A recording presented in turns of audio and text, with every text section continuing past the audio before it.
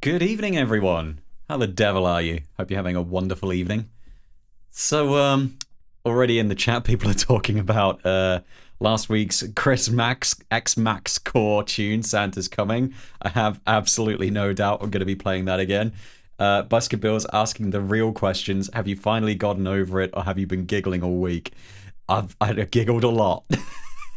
I one day after, I think it was after work, pretty much, so sometime in the evening. My wife was in the kitchen, and we have one of those little Amazon Echo spots in the kitchen, which you can connect to via Bluetooth. So I thought it'd be quite funny while she was in there to just pipe that in. So actually, no, I tell a lie. It wasn't in the evening. It was it was during the day because she works in the living room during the day. So I piped in some of the Santa's Coming into the living room while she was in there. So yeah, thankfully I don't think she was in the middle of a meeting or anything at the time. Um, so yes, without warning. Unfortunately, the Echo Spot does actually give a bit of a warning when you connect to it because it says now connected to such and such Bluetooth device, which is annoying. So yeah, so I don't really have any plans for the stream this evening. This is very much going to be a chilled out, just talk about stuff we've done this year kind of thing. So yeah, I'm actually going to fire up Santa's Coming because I made a couple of tweaks to it. I'm not nothing major. Like that, I don't think there's really a lot I could do to it that would really change anything. It's very essence kind of permeates. So yeah. Maybe not a detailed deconstruction, but Timescape UK. Evening. First time for me to be on the Twitch stream rather than on catch up via YouTube.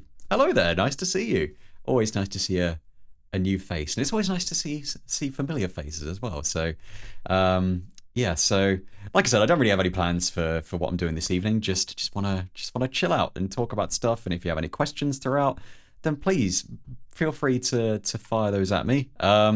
I've got a real pickle of a dilemma here. Now, do I go with the snow overlay or do I leave it? It's Christmas. Let's leave the snow turned on. It's a stupid question. So,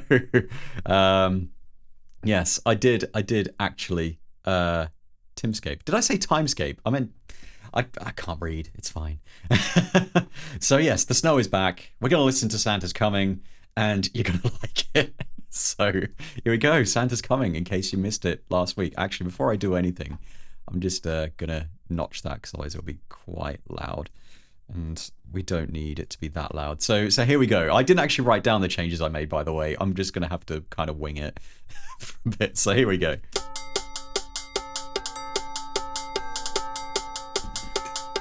Oh god.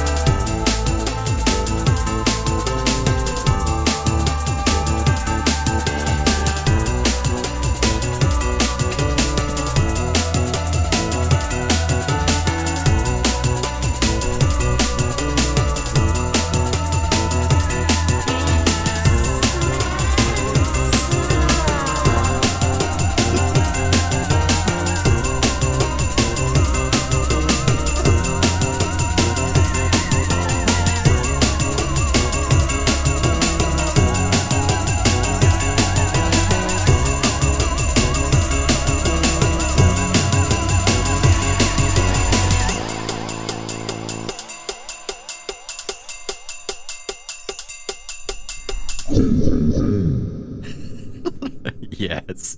Yes. So you'll be pleased to know I made some very important changes. Clom said, husband is sitting across from me in the living room doing stuff on his computer. And as soon as you started playing this, he just turned around and said, this again. Yes, yes, this again. It's never going to stop. Buskervilles, was the tuba from stock? I believe most of the elements were from stock, including that recorder that I didn't realize existed in the orchestra sound bank. So yeah, it's this song was a really weird way to learn how to automate tempo changes. See, I had I felt like I might have been slightly rude earlier in the week. Someone commented on the YouTube version of this video and said something along the lines of, I really like the flow of this track. There's some really nice elements in here, and I just couldn't help but respond and say, you liked the track. But you know, takes all sorts, I guess. So yeah, there we go. So I guess different strokes for different folks. This is the sound of a nightmare for me. So yeah, you'll be pleased to know that I gave the Demon Santa vocals. I think I gave him like a really obnoxious boost using the Eve MP5. That was in keeping with the tastefulness of the track, I feel. So yeah, that was. I don't really think I changed much else. I think it was just general level tweaks here and there. So yeah, so it's actually really funny because I was gonna sort of start this stream off by basically saying, so I as some of you may know, I work with a couple of guys as part of a collective called Void Chapter, which is it's just a really cool kind of electronic sort of metal-y cinematic kind of project, and I absolutely love working on stuff with those guys. And just before the stream started, Fixed, who are the label we're signed to, who are awesome people, they released a remix of a tune that we did by a guy called The Algorithm, and the track is called Floating Point. And so it was a real privilege to work on that, and really enjoyed it.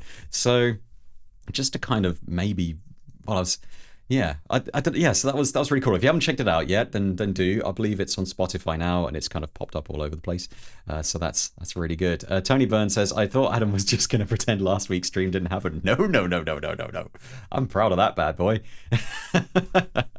It's so good. Yeah, I feel like just cranking 60 hertz was definitely in keeping with the general gist of how this track was put together, which is not a lot of care.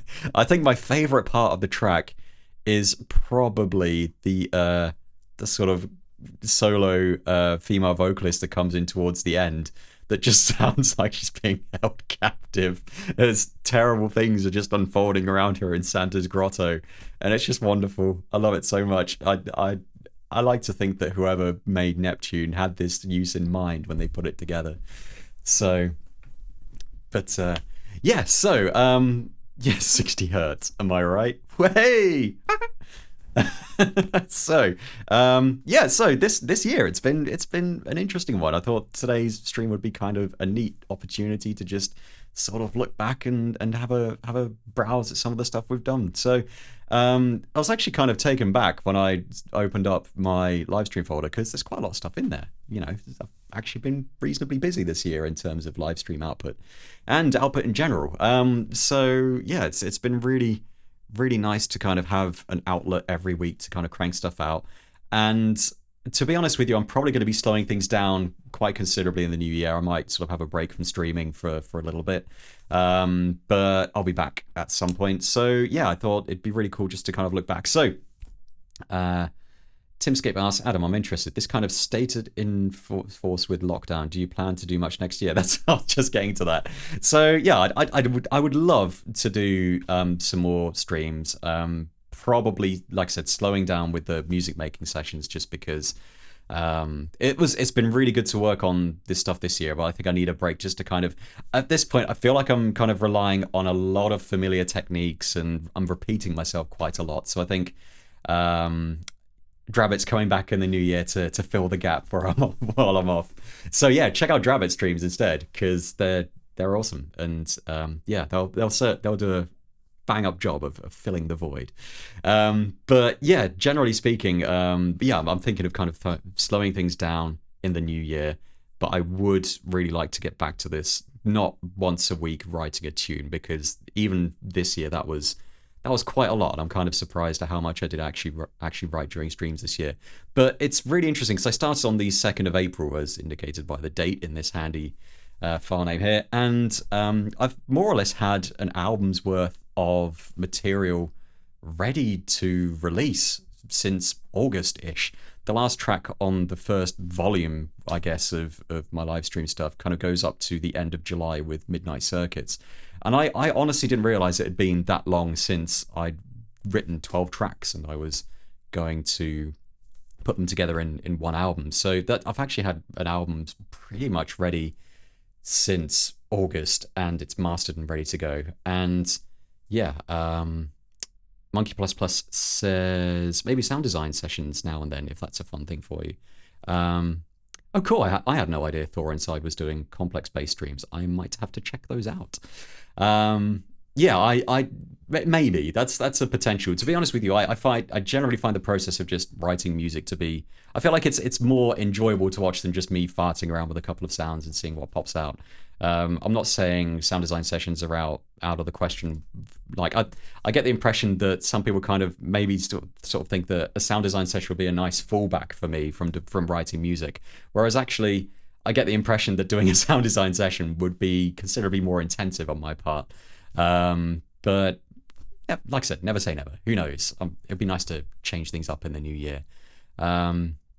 So yeah, going back to what I was talking about, so I've had 12 tracks, which is going to comprise what I was going to call live stream sessions 1, more or less ready since the end of July, and I've got 9 tracks sort of finished since then, so it's all this lot. Well, and 10 if you're including Santa's Coming, but surprise, surprise, Santa's Coming is not going to be on the second live stream sessions album.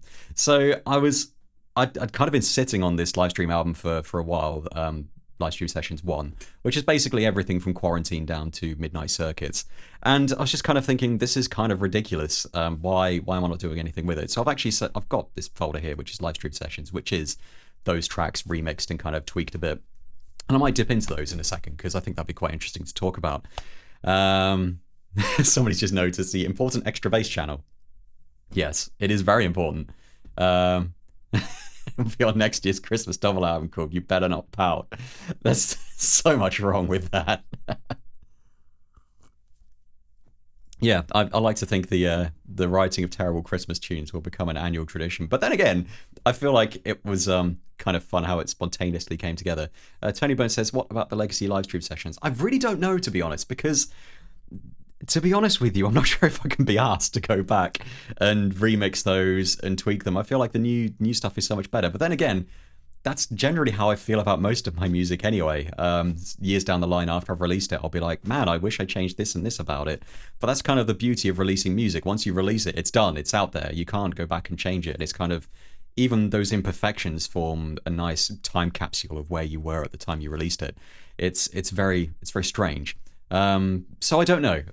So I'm assuming when you say legacy, you mean sort of the stuff from 2016 to 2018.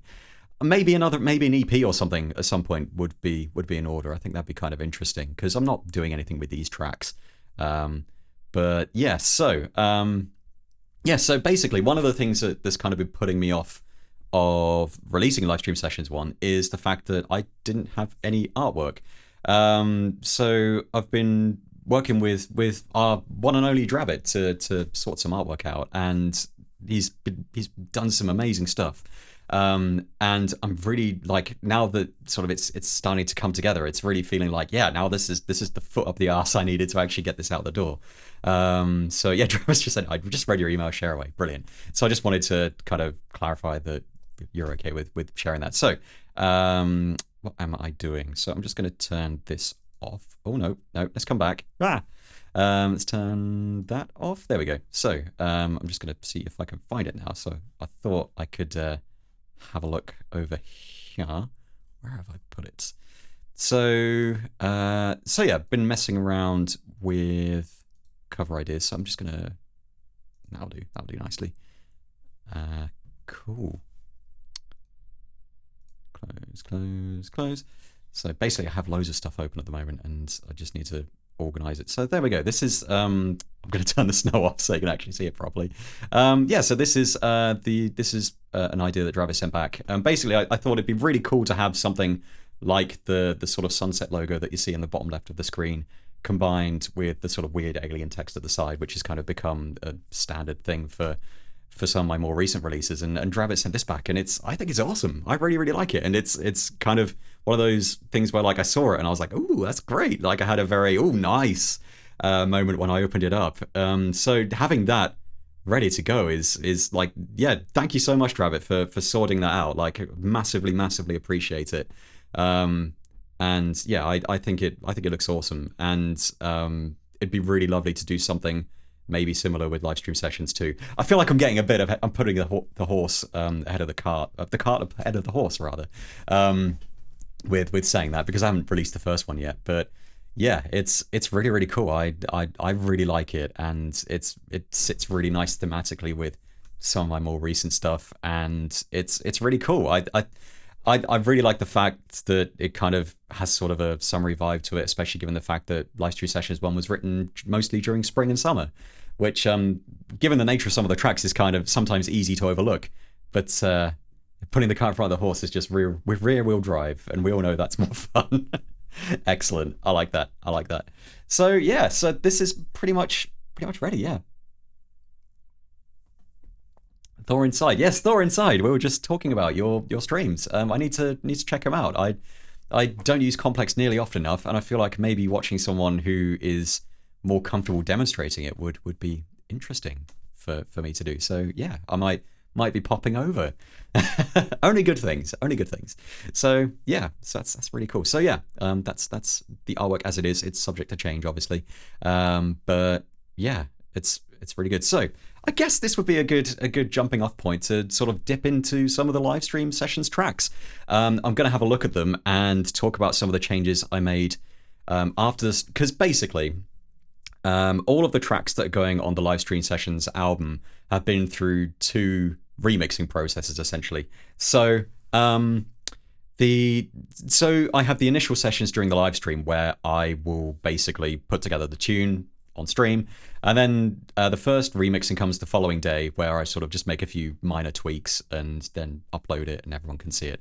That's kind of what I would consider to be the first sort of remix kind of thing. Then the second remix is basically what I'm going to show happened now. So the second remix happened while I was actually putting the album together and getting it release ready, and I was putting it through a pretty heavy mastering chain, to be honest with you, because there were some issues with some of the mixes that I wasn't particularly happy with. And I didn't take my own advice, and I tried to fix some of the problems at the mastering stage, which is always a really bad idea. So I decided in the end that I'm going to do it properly. So I went back and actually ended up remixing everything and getting that all right, so I didn't have to use such a heavy-handed approach at the mastering stage. So I think Isolated might be an interesting one to start with. So I'm just going to open this up and play the tune as it is. So this will be the kind of updated version, so to speak. Actually, what I might do is I'll just close Santa's Coming. Sorry, Santa's Coming. You're going away for now. So I'm just going to turn this off for a second and see if I can find the actual audio kicking around. Sorry, the reason I keep turning my screen off is because I have a whole bunch of bounced audio that I meant to kind of put to one side before the stream started, a lot of which is like Void Chapter related, and I'd rather not sort of be sharing my works in progress with everyone as I'm going. So I'm just gonna have a look. Here we go, live stream sessions. So if I just drop in, oops, that's not what I meant to do. That is, I left FreeBar open in the background and accidentally started playing it. I'm actually going to drop in, because all of these tracks have been through Analog Heat, so I'm actually going to drop the Analog Heat processed version into this project, and you can see that at the bottom. So I'll play that for you to start with. So yeah, this is Isolated. I'm just going to play a piece of it, and you'll be able to hear kind of how it's changed. So here we go. This is the second live stream track that I wrote this year, Isolated.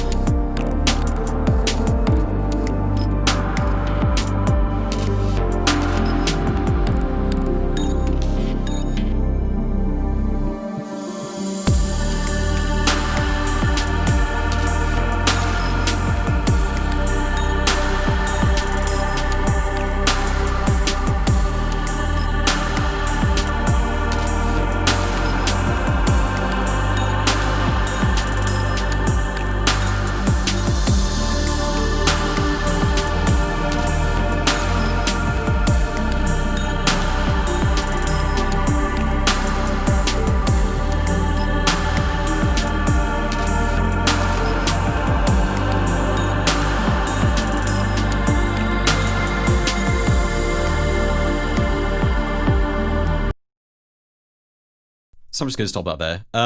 So yeah, that's had a few questions about that.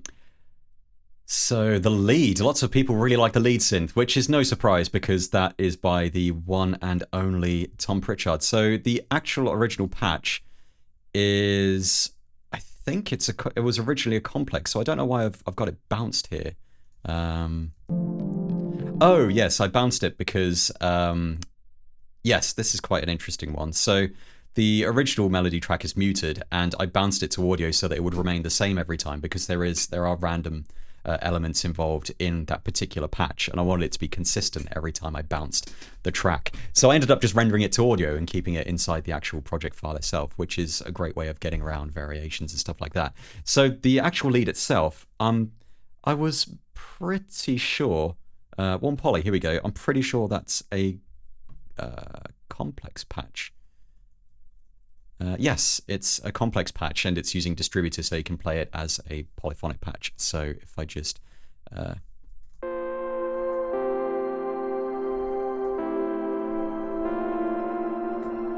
it really is a lovely, lovely patch. So yeah, it's absolutely fantastic. Really like it. Lots of incorrect guesses there, though. VK2. In all fairness, that wouldn't be a huge surprise because I've been using VK2 a lot.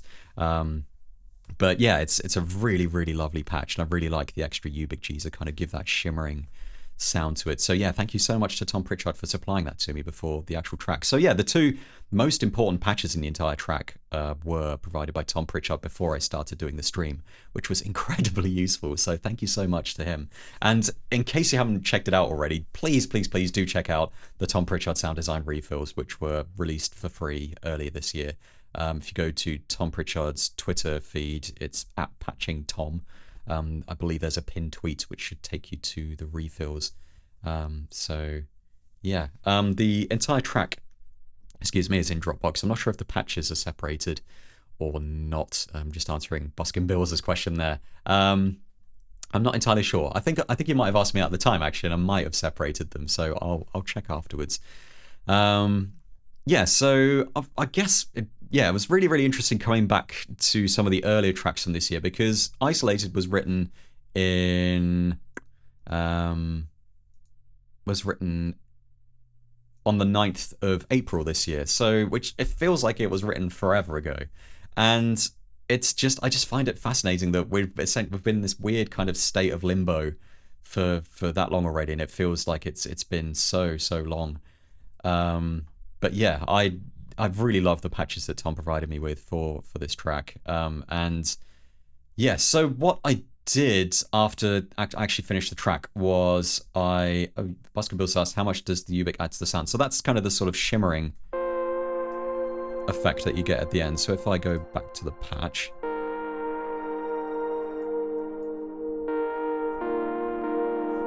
that's what it adds.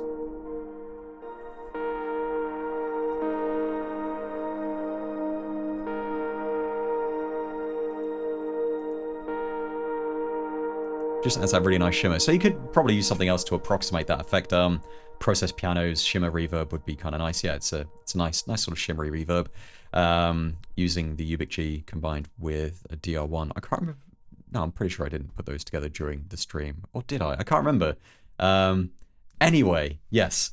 So yeah, I really, really like those patches, I guess is where I'm going with that. So after I came back to this, I decided that one of the things I wanted to change was the drums. So in all of the tracks, the live stream tracks that I've written this year, I've used a very standard setup of a MP5 going through a pulverizer unit, going through an M-class limiter, or a kilohertz limiter. I feel like I kind of vary those two from time to time.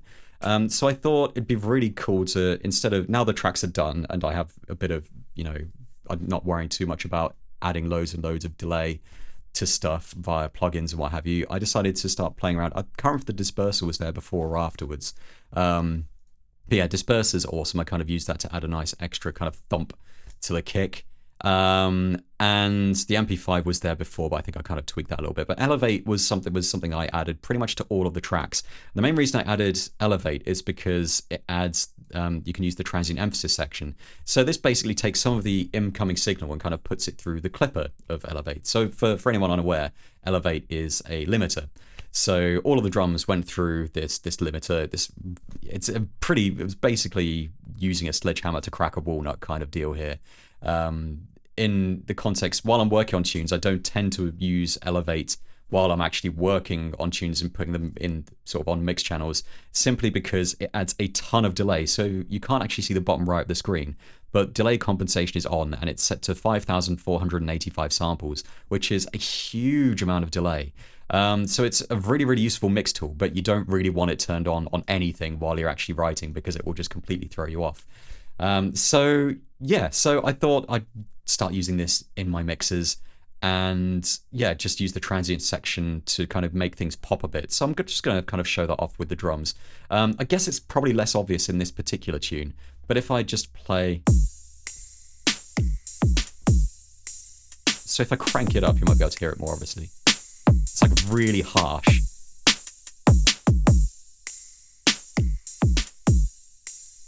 So I had it dialed in about 44% just to kind of add a nice little bit of snap to the drums. Monkey Plus Plus has said, does delay compensation work for external hardware processing? It does in certain instances. Not if you're using straight up hardware. You'd have to use some kind of manual delay to kind of get around that. But if you're using something like the Analog Heat, that does include delay compensation because it works as a VST plugin. Buskin Bill says, I think that bundle was on sale for £72. It's really, really good. And I feel like I'm sort of Newfangled Audio's becoming a bit of a shill for Newfangled Audio. Travis said, if you want transient shaping and some grip, BV512 and Scream if you don't have Elevate. I guess that's one way of doing it. I mean, I was kind of more specifically going for the kind of transient popping kind of thing. I mean, you could use something like the Kilohertz transient shaper, or any number of transient shapers, I guess, to kind of do that. The main reason I used Elevate is because I also wanted to use, basically I had a limiter on all the channels anyway, so I was like, well, I can use a limiter and the transient emphasis to kind of use it. So it's kind of like a transient shaper and limiter all kind of built into one. And I really, really like Elevate generally. Like, I think I did use an instance of Elevate on all of the actual tracks at the mastering stage as well. So it was really nice just to kind of bust it out and use it specifically for the drums. So that's kind of one of the main things I changed, was kind of to apply Elevate just to individual drum channels in all of the tracks for the live stream sessions album. And one of the reasons I did that is because I tried using the transient emphasis section at the mastering stage, because I thought that'd be kind of neat if I can do it, but you can't really push it anywhere near as hard as you can without, like, there were a couple of points in the actual masters where it was causing things that I didn't want to be processed by the transient emphasis thing to actually end up going through it. It just sounded weird, and at that point I kind of realized, I guess I'm in it now, I'm going to be remixing this properly. So essentially what I did was I did pretty much remix everything from scratch. Like, I had to go back and kind of decide what I wanted to sort of pop out of the mix. So I thought it'd be really interesting if I get rid of that, if I go over here and get the original version of this track out of a folder here. So we have isolated here. This is the original version that I'm just dragging in. So I'm just gonna turn that down a bit because don't need all that. And I thought it'd be interesting to compare that with just this bounced version, really. So if I go to this folder here, in the wrong place. So I'm just grabbing the master here. So this is the mastered version from what I'm hoping to release on the live stream sessions album. So I'm just going to turn that down. And yeah, I'm just going to solo that. So yeah, so I'm going to try and line these up so that I can kind of flick between them and have a bit of a sort of A/B comparison going on, because that's always fun. So yeah, so I'm just going to kind of switch between the two different versions, hopefully. So what I'm actually going to do is mute everything here. Then I really wish I'd just set up a simple A/B setup in the rack, but I guess I'm in this now. So wonderful. So also if I solo those two tracks, so I don't get anything else coming through. So now if I want to switch, I can just click a button. So, I can't remember which one was which. I think, yeah, this is the original version of the track as it was the day after. So I'm just checking the chat because I just realized I haven't actually looked over here in a while. I'm just sort of in my own little world here a bit. Monkey Plus Plus has said, Generate is 100% on my to buy list in 2021. It's a really, really good synth. I actually mentioned this the other day to the guys in Void Chapter. We had a meeting earlier in the week, and I was mentioning how I'd use Generate on pretty much everything that I was doing. Well, Otto's one of the other guys, was working on a demo that I'd sent over, and he said, "Oh, I really like this part in the track. Like, it really feels like everything comes together here." And I said, "Oh, that's another instance of Generate kind of pops up there." And if you haven't used Generate, I would suggest trying out Pendulate, which is a free version of that plugin with only one oscillator type and none of the effects, and it's monophonic. So it's a really interesting synth, and it's free, and it's definitely worth checking out. It's what convinced me to get Generate. I feel like they did save a bit of the special sauce for Generate though, because it's like everything combined is really, really cool. But yeah, I when I first started using Pendulate, my initial thought process was, well, this is kind of neat, but a bit gimmicky. I don't think I'm ever going to use it. And then I ended up using it on pretty much everything I was working on for the next sort of week or two, and I realized, oh yeah, this is actually really good. So after a couple of weeks of using it on pretty much everything, I tried out Generate, and I was like, yeah, I need to get this. And because I already had Elevate and it was on an introductory offer, I got a really, really good price on it. So yeah, totally no regrets picking that up. That's one of my smartest purchases this year, I think. Travis, a general question for the chat. Now that you can see CPU load on the rack, I notice Oomph is a monster. Has anyone else had pro with it? That is really interesting because I don't really tend to use Oomph. I'm still using the redrum, and it's just habit, I think, more than anything else. Like, I'm aware that Oomph can do more stuff, but I just like the simplicity of redrum. And also, I'm very much looking forward to the high-res update if the preview image was anything to go by in that nice Reason Studios goodie pack. So anyway, I'm gonna stop waffling. So I'm just gonna kind of do like an A/B comparison of Isolated as it was and how the sort of remastered remix version sounds. So I'm just gonna flip between them. Basically, when this top channel is playing, that is the original version. When the bottom one is playing, that is the remastered version. So this will be interesting. So here we go. This is the original version to start. Actually, let's go a bit further ahead.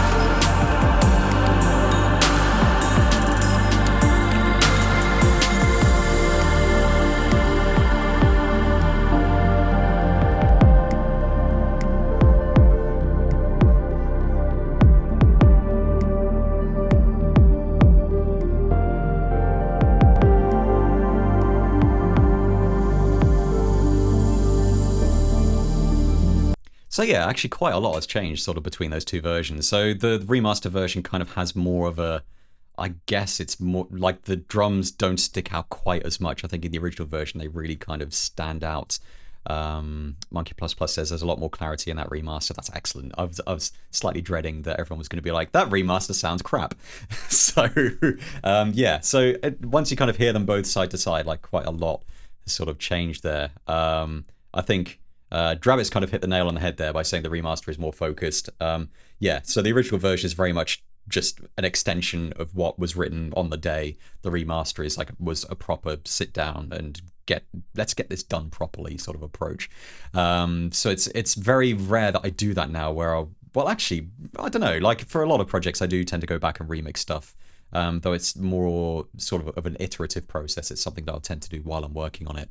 I always have like a slight fear when going back and remixing stuff that I'll end up overcooking the project itself. So this was something, I mean, in total, I think it took me about a week to sort of remix all of these tunes while I was working on other stuff. So that was a lot of fun. I knew I wasn't in a rush to actually do anything. So yeah, so I feel like it'd be nice to have a look at another track, and I think having a look at Kinesis would be kind of cool because I think that will really show off how much things have changed since the original. So let's open that up. Come on, come on. Yes, so I've just realised there's one big thing I changed in this track. Well, actually, a couple of big things. So I have to close that first. Let's close isolated there. So yes, I think one of the things I changed was I think I've bounced a lot of stuff to audio so it would remain consistent again while I was exporting stuff. I think I tidied up the vocals a bit, but one of the things I changed was I actually added some better strings to proceedings. I think in the original track I ended up using the orchestra, but I think there's not a lot of strings in this track, so I didn't go nuts.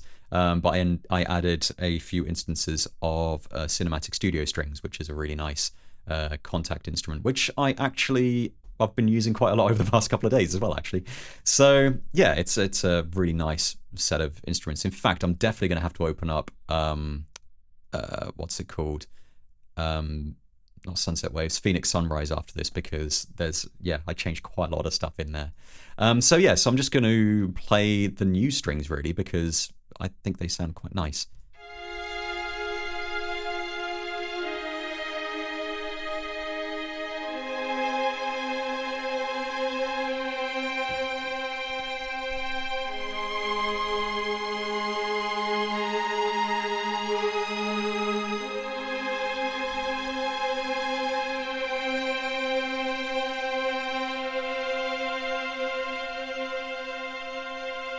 So interestingly, I did actually leave the original orchestra sounds in there, I think, unless I got them muted in the mixer, which would be kind of interesting. No, they're all playing. So I thought it'd be kind of nice to sort of keep that flavor, but there's not a lot going on there. It's, very simple kind of stringy stuff.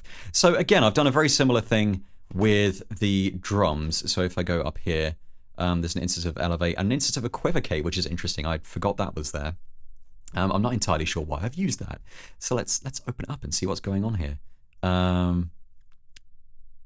Yeah. Okay, so there's a bit of a bump.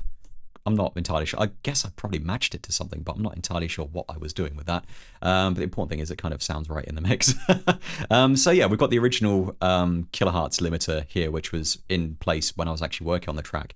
I've just bypassed that, and that's now going through an instance of Elevate. This time I've set the transient emphasis to 54%, so it's kind of letting a bit more through to the clipper, kind of just to let it pop a bit more. I've gone a little less crazy with the ceiling this time. It's -2 dB instead of -3, like it was in Isolated. So I guess I'm just gonna play it. I think I've added a disperser. I can't remember if that was there originally or not. If I find the original versions, and let's do the same thing I did last time. Maximizers off. So let's bring in Kinesis. So this is the remastered version, and let me just find the original version for you folks. Projects, live stream, and Kinesis. So let's have another lovely A/B comparison. So I'm just going to turn those both down 6 dB. So plenty of headroom for the stream. Don't want to blow your ears off. So let's just move those in line with each other so I can flip between them, and it's nice and on point. So if I just mute everything else again, in fact, I don't really need to do that. I can just solo the channels in the mixer. I don't know why I keep doing that. So if I can just solo that, and there we go. Nice A/B comparison. So I'm going to play the original version again, and then you'll hear the updated version. So I'm just going to start around here in the track, and so starting with the original version, here we go.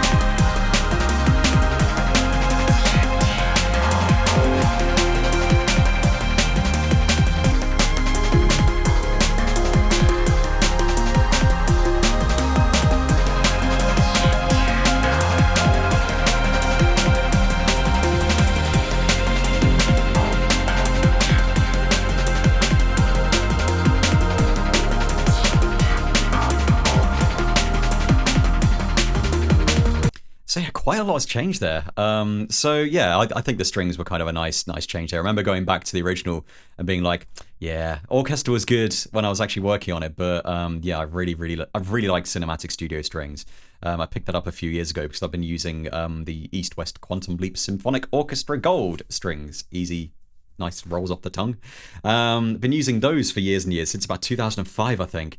So I figured it was about time I actually updated my string set to something that wasn't based on samples recorded in 2002 or something. So yeah, I picked up Cinematic Studio strings, and it is wonderful. Unfortunately, I recently, well, a couple of days ago, I was working on a production tune, which I might come back to in a second. I was working on a production tune that was relying quite heavily on Cinematic Studio strings. And the way it works is basically, if I open up an instance here, so this is it. You can switch between articulations by using key switches. So if you press C#0, it goes to tremolo, etc., etc. But you can adjust the mix as well. So by default, it's just one summed channel, which is just called mix. It's a mix of the room, main, and close mics. But if you disable that, it basically triples the size of the instance of contact, because it then decides to load in three channels instead of just the one mixed channel. So I really wanted to add some more room to the strings in this particular track I was working on. So I turned off mix, and the RAM size just balloons when you have several instances of Cinematic Studio strings running. So you have several instances, one for, you've got your bass and cello and viola and first and second violins. So 5 instances, and it just balloons in size. So I maxed out my RAM. I've been running 16 gigs for a while, and that's always been enough for me. I don't tend to use massive sample sets that much. So I'm going to have to stick some extra RAM in my computer very shortly. It's the long and short of that. So I finally hit the ceiling where, yeah. So it's nice that I've managed to get that much use out of 16 gigs so far. I feel like it wasn't that long ago I was still using a computer that only had 4 gigs of RAM in it. So there we go. Yes. So, yeah, it's a really nice instrument, but yeah, I think, yeah, someone said it's $399, I assume, or I can't remember if it's dollars or euros, but yes, it was expensive, but a worthwhile investment, I think. So yeah, I've just realized I ain't compatible with free contact player. Yes, it'd be a bit of a piss take if it wasn't, I feel. Monkey Plus Plus asked a really interesting question. How often do you replace a simpler device with something more precise when going back to mix? So that's a really interesting question, and I think it extends beyond just the live stream sessions here and goes into kind of pretty much everything I work on. So basically, when I'm mixing stuff, if I've kind of left everything in the rack, I will generally use more heavier stuff because I don't really have to worry that much about CPU overhead at that point. If I need to work with audio, I can just bring the stems in and use those instead, or just completely replace anything that's super CPU intensive. So it's, instead of kind of worrying about adding loads of delay, I mean, in this particular track, I think because I've used an instance of Elevate combined with Equivocate, my delay compensation is set to 9,163 samples, which is probably like a good couple of seconds. So yeah, that's a hell of a lot of latency. So I'm actually just going to press a key here, and you might be able to hear the delay. No, because I've actually muted everything. So no, you won't hear anything. So here we go. So it's like a good quarter to half a second delay there from me pressing a key and actually hearing it. Which is not great when you're trying to work on an idea. So yeah, I like I said, I love Elevate, but it's not something I'll bring into a mix while I'm actually working on a tune at the composition stage, because yeah, you don't want that much delay. So again, I bounced, I had a Thor up in here, which is this particular chappy. Oh yeah, I forgot it's still got those playing.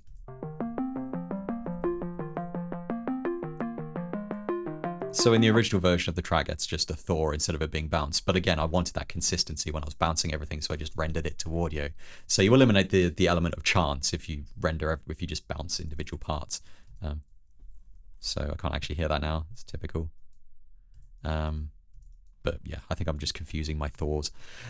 So yeah, so again, it was kind of I think I tidied the vocals up quite a bit as well, because they were kind of very sloppy and all over the place. Cheetown Kid says, Elevate bundle crossgrade is $49 if you own Generate. That is really good.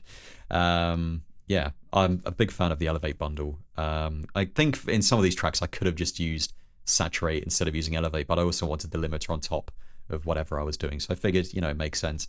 I noticed there's all of Yuhi's synths are on offer at the moment via the Native Instruments site. I think they're 50% off.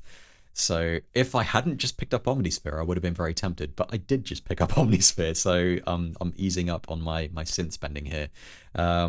So yeah, I feel like I'm good for synths for now. Like I'm only picking up synths that I fulfill a particular niche that I don't already have covered by other synths at the moment, which is generally a sensible place to be. I think Omnisphere was a bit of an exception there, but Omnisphere basically does everything, which is really, really cool. I've been very, very impressed with that so far. So that's Kinesis. I'm trying to think if there's anything else I really changed here, but I think that track was pretty. Again, it was mostly just lots and lots of little tweaks that kind of end up completely changing the sound. And let's not forget that obviously there's other stuff going on the mastering stage, which is going to change how it sounds as well. But I'm actually going to open up Phoenix Sunrise and go over a few of the changes there because this is quite an interesting one. So I'm going to open up the live stream sessions track and I'm going to do a similar sort of A/B thing again. And there's a few changes. So again, you can see some contact stuff loading there. So for anyone who actually missed the stream, Phoenix Sunrise was the first track I wrote that it used only Reason stock devices. So I had a bit of a dilemma when it came to actually remixing everything. I was like, do I stick with the whole only using stock devices, even at the instrument stage, or do I add stuff for the sake of making it sound better? And ultimately, I went with the obvious option, which was to use whatever I needed to use to make it sound better. I wasn't that worried about sticking with only stock devices. If I'm going to be releasing this, I want it to sound good. So I felt like I wanted to keep the character of the original track and not change too much.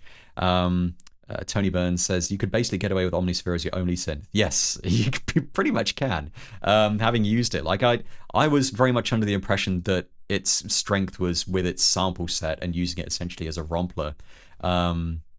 But the actual synthesis side of it is it's surprisingly good. Like the Omnisphere engine gets a lot of praise, and I think with good reason as well. It's a really fun synth to play around with, and all the hardware modeled DSP oscillators are really nice to play with. Tom has said, when I see this, it seems when it's all done, it's better to bounce all tracks, preserve MIDI notes, then save all the work just for the preserving whole song, just if some VST or preset were missing. So yes, so basically, one thing I've been doing with all of the tracks as I've been working on them, as I do with everything I do now as I work on it, is when I'm done, I'll bounce stems, and then I'll compress those stems I'll compress them to FLACs, because a lot of stems contain a lot of redundant silence, like there's just silence, and it's just, if you don't compress the audio, then you're just going to end up with a bunch of just wasted space, basically. So once you FLAC it, FLAC is a lossless format, so it's going to sound exactly the same as a WAV or AIF export. So you compress it, that you can easily sort of quarter the size of your stems by doing that. So I do that with everything I do now. I render everything to stems, then I FLAC them and stick them in an archive. So if I ever need to go back, if I have a VST that's no longer compatible with my current setup or something like that, or the versions have changed, like something like that, I could just go and get the stems and that's no problem. I've actually had a couple of instances where I've used Outputs Arcade, which is a paid subscription kind of thing. And I no longer subscribe. I don't subscribe all the time to it because I don't need it for every project I'm working on. So yeah, you can continue to use the VST even if you're not a subscriber. But I actually uninstalled it when I was done because it was just kind of cluttering up my instrument list. Should have just disabled it. But actually, I ended up having to re-render a couple of tracks and make some edits. And being able to just grab the stems just saved me a massive headache there because I could just grab them and no problem at all. So I've actually started doing that since VSTs were introduced into Reason, full stop, because I've always been worried about compatibility issues and that kind of thing. So I'd very, very much recommend getting into the habit of doing that. Even with the Sound Is Coming track, I labeled all of the tracks and rendered those. I've got stems kicking around. You can actually get those if you go to the Sound Is Coming Dropbox folder, which isn't in my normal live stream Dropbox folder, surprise, surprise. But I will actually grab that because it's kind of funny. So if you want the Sound Is Coming project file and stems and bounce and stuff, that is here. I'll pop it in the chat for you. So Tom has said, all that compression of reason, what does it do? Compress or get rid of samples you don't need. So, actually, Monkey Plus Plus asks, what tool do you use to compress to FLAC? So I feel like we're getting some of our terminology a bit confused here. So when I'm talking about compression in this instance, I'm referring to file compression, not audio compression. So like you would zip something up, that's, file compression, not dynamic range compression, which is, in the audio domain. Two different things, completely different purposes. So I use Foobar to compress my stuff to FLACs because it's a really, really useful kind of multi-purpose file converter and awesome music player, but it's Windows only. That was pretty much the main thing I missed when I was using Mac OS. I think I used XLD. I think that's what I used when I was using Mac OS. It's like a very sort of lightweight converter. It's really good. Buskin Bills said, can you put the FLAC into the sequencers? That's actually a really interesting point. So the reason I went with FLACs in the first place was because it's lossless compression. And also when I was using macOS, when I started doing this, you can actually drop FLACs into the sequencer in Reason. However, in Windows, you can't. And I don't really know why. So if anyone wants to try that, just to confirm I'm not going crazy, because I'm pretty sure I used to do that in macOS, like you can drop FLACs straight into the sequencer, but in Windows you can't, and that kind of sucks. So if I do want to use my stems now, I have to convert them back to WAV, which takes like 2 seconds, and it's about 2 extra clicks, but it's just a bit of a faff. So,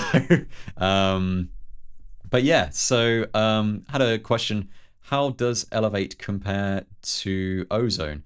To be honest, I haven't really used Ozone in quite a while. I've just used the limiter that was the rack extension that was released with Reason, released for Reason, the maximizer. I haven't used it since then, so I don't think it's really a fair comparison. But I think I can safely say Elevate is the best software limiter I've ever used. I was looking at a few options around the time when I picked it up, and it came out, and when it popped up on my radar, I thought it was really, really good. Really, really liked it. So yeah. Basketball says, anyone getting an M1? I thought you meant the Korg M1 for a second there, and I was like, yeah, maybe. No, I'm out of the Mac world. But yeah, so yeah, this is Phoenix Sunrise. I've just been kind of sat here talking about it for ages. Sorry, I'm just have a little drink. So yeah, for anyone who didn't check out the stream, this was all written using stock devices. So this will be an interesting one to compare. So I'm just going to get the updated master and the original version, then I'll compare the two. So interestingly, I actually did a sort of very quick sort of summary of what I was doing with the masters of the the live stream sessions masters way earlier in the year when I was still kind of actively working on it. And I was using a very, very, very heavy approach to mastering at the time. I think it was before I decided to actually remix everything properly. And again, it was really funny to kind of look back at that and just be like, yeah, that was a really dumb idea and totally against my own advice. Like constantly I'm saying at the mastering stage, if you're having to make massive, massive adjustments at the mastering stage, go back to the mix, fix it in the mix. You shouldn't be using that heavy-handed approach at the mastering stage. I've seen people using like massive, massive effects chains at the mastering stage, like 10, 20 devices and like splits here and splits there. And you don't need that. Like if your mix is good, you shouldn't need that. And if your mix isn't good, then fix it so it is good. So yeah, that's my general advice. I feel like that's my general 2020 advice. It's the same this year as it has been every year. Fix it in the mix. Don't try and fix it at the mastering stage. And it's advice that I still need to heed from time to time myself, because I keep forgetting and trying to fix things in at the mastering stage because I can't be bothered to rebound stuff or remix it properly. So be pleased to know, yes, the live stream sessions stuff has been remixed properly. I didn't just lazily slap a massive EQ cut on a particular track like I did with Nocturnal Transmission. But that totally worked, so I'm not too bothered about that. So the top one again is going to be the original version. The bottom one is going to be the new remaster. So I'm just going to solo those tracks and just play a bit and see if you can spot the difference.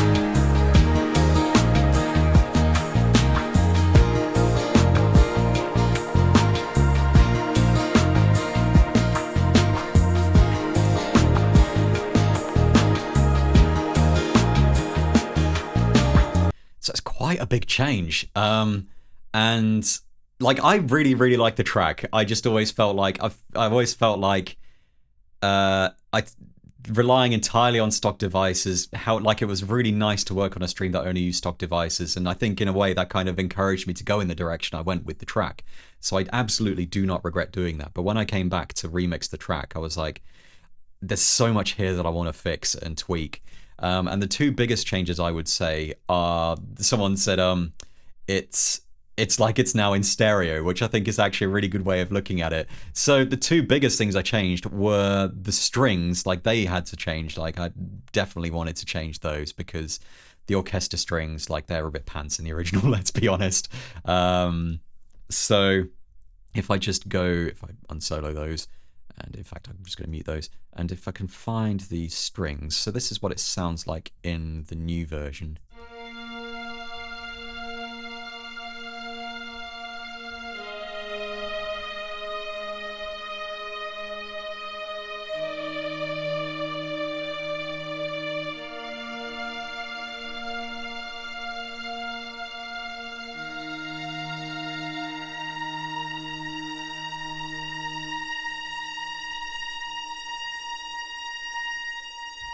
So I think I actually left the original strings in here as well. So I've still got the old orchestra strings in there. They're just kind of, I just added an instance of, one instance of Cinematic Studio strings, the violins, because I really, really wanted that sort of legato kind of so it's a really, really nice slide. I think there's one particular part where it comes in at the start of this section actually that I really like.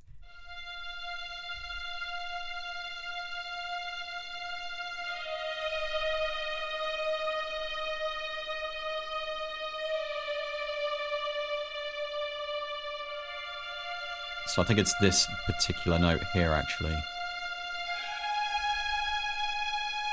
Just adds a nice little slide there, and I really, really like that. So yeah, you may have noticed there's a couple of automation lanes here as well. So the mod wheel controls basically the velocity of the strings that are being played, and the breath control controls the vibrato as it's being played, which is very useful to have control of both of those while you're actually just working on it. And using both of those combined with sort of other typical string techniques just kind of gives it a more expressive feel, which you can't really get from stuff like the orchestra sound bank, unsurprisingly. So another thing I added as well was, so in the original version of the track, in fact this wasn't even in the original version of the track during the stream, I added some acoustic guitars. I added these the day after, I think. So those are muted.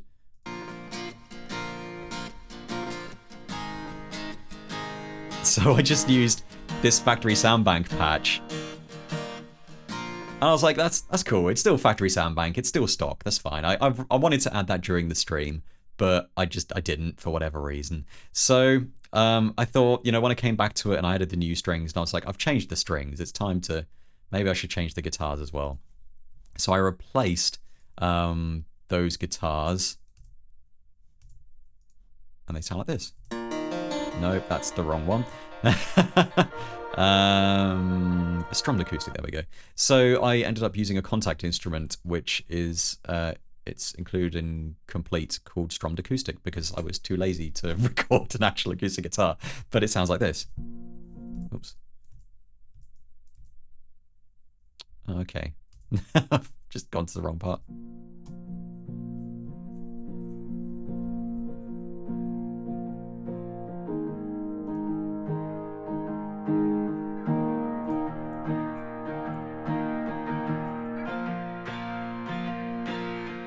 And it just sounded so much nicer in the mix.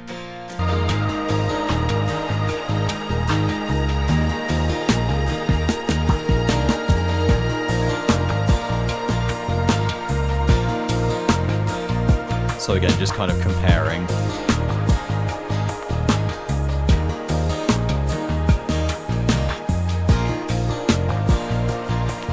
Makes a huge difference. Huge difference. Klobmut says, this tune just gave me lovely Roller Coaster Tycoon vibes. I totally get that. I really like that. I still haven't tried Parkitect, though I have heard of it.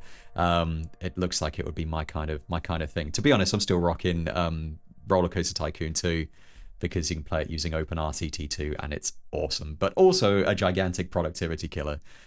So yeah, just choose your times to install it wisely. So yeah, I've really, really enjoyed going back to this track in particular, and I think this is the track that benefited the most from going back and having just a little kind of little polish. So yeah, and I can't remember if Radical Piano was in there originally. I think it was, because it's a stock instrument, so it probably was. So yeah, so I've added an instance for Elevate to a couple of things. I think I added the Elevate to this water butt loop because originally it was causing all kinds of errant transient spikes. So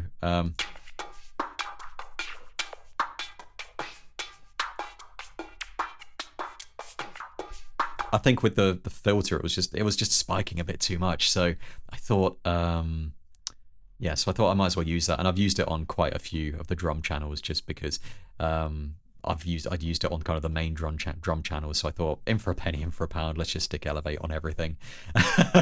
So I think, yeah, so the transient emphasis is at 42%, but it doesn't really pop that much in the mix because they're not really particularly punchy drums. But yeah, it's again ceiling set to -3 dB. Yes, the loon, lovely loon. In fact, was this the first track that I used the loon in? Because if it was, I feel like I need to make a note of that. Where is the loon? I know there's the instance of this chappie, which is muted.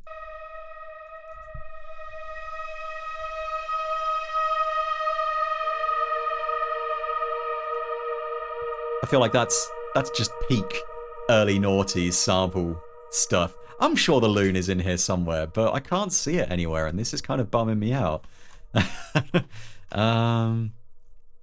Well, I'm sure the loon was in this track, unless it was a later one that I added it to. I know I definitely added it in the next track, which is Inhale. I know a loon is definitely an Inhale because I ended up using it as like a transition element, and it sounded slightly sinister. Can't say loon when we're talking about the bird. Yep, the bird. Dropping the bird. Where? Unless it's one of these sweeps. No. Well, that is disappointing. I'm gonna have to look into that. I'll get back to you, but I'm pretty sure this has got the bird. It's got the loon. Unless it was in grain. I don't think it was in grain. Oh no, it's not. I got really excited then. I saw the letter D, and I was like, yes. Oh no, that's a disappointment. So there we go.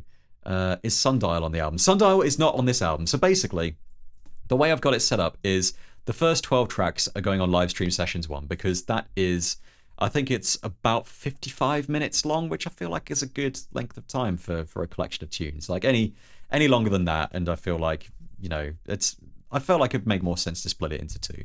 So after that, we've got 1, 2, 3, 4, 5, 6, 7, 8, 9 tracks which are currently going on the Livestream Sessions 2, which I'm assuming is going to be Livestream Sessions 2. I've kind of committed to calling the first one Livestream Sessions 1. So I was vaguely toying with the idea of, as I was writing more and more stuff, of just compiling them into one giant album. And then I realised if I did that, I'm never going to release the first one. So I'm going to keep them as two separate entities. The first one is going to be the first 12 tracks, and the second one is going to be wherever I get up to. Interestingly, even with those 9 tracks as opposed to 12 on Livestream Sessions 1, it's about the same length because we've got tracks that last like 10 minutes. Chiroptera is on there, which lasts 10 minutes. Interestingly, at the time, I said that was the first track I'd written that was over 10 minutes long, and I feel like I owe you an apology because it's not. The first track I wrote that was over 10 minutes long was a track that I wrote live. I was using Ableton Live for a bit, and I was using an Akai controller. I can't remember what it was called. I've since sold it. But I basically had a load of stuff set up and I just recorded it live using the session view, and it was a ton of fun. And that went over 10 minutes. I think it was like 12 minutes by the time I finished it. And that ended up getting released as a Bandcamp subscriber exclusive or Patreon exclusive thing called Stranded, which was that was kind of interesting as well because I think that album was all mixed together in like a continuous mix as well. So it's kind of like a sort of proto Nocturnal Transmissions thing going on there. So I never did it again for some reason. I could never be bothered to. I just never did it. So I decided to sell the thing that I was using. So track's too long. Yeah, so I ended up just selling it in the end. I think I needed the money at the time, I think, and I just wasn't using it. So yeah, whatever. It's a great thing about hardware. Um, so looking forward to your first 100-minute stream track. Oh yes, the wanky 100-minute sort of techno epic that just goes on and on and on. Yeah. So yeah, so that's kind of my approach. So actually, talking about Bandcamp and Patreon, so I was considering, like, with the actual live stream sessions album, I was considering releasing it first on Patreon and Bandcamp, like for subscribers, like an early access kind of thing. Basically because I've really liked how I did that with Nocturnal Transmissions, where it was like, I've got the album written, I just want to get it out the door, and then I'll think about the release and getting it to various distribution partners.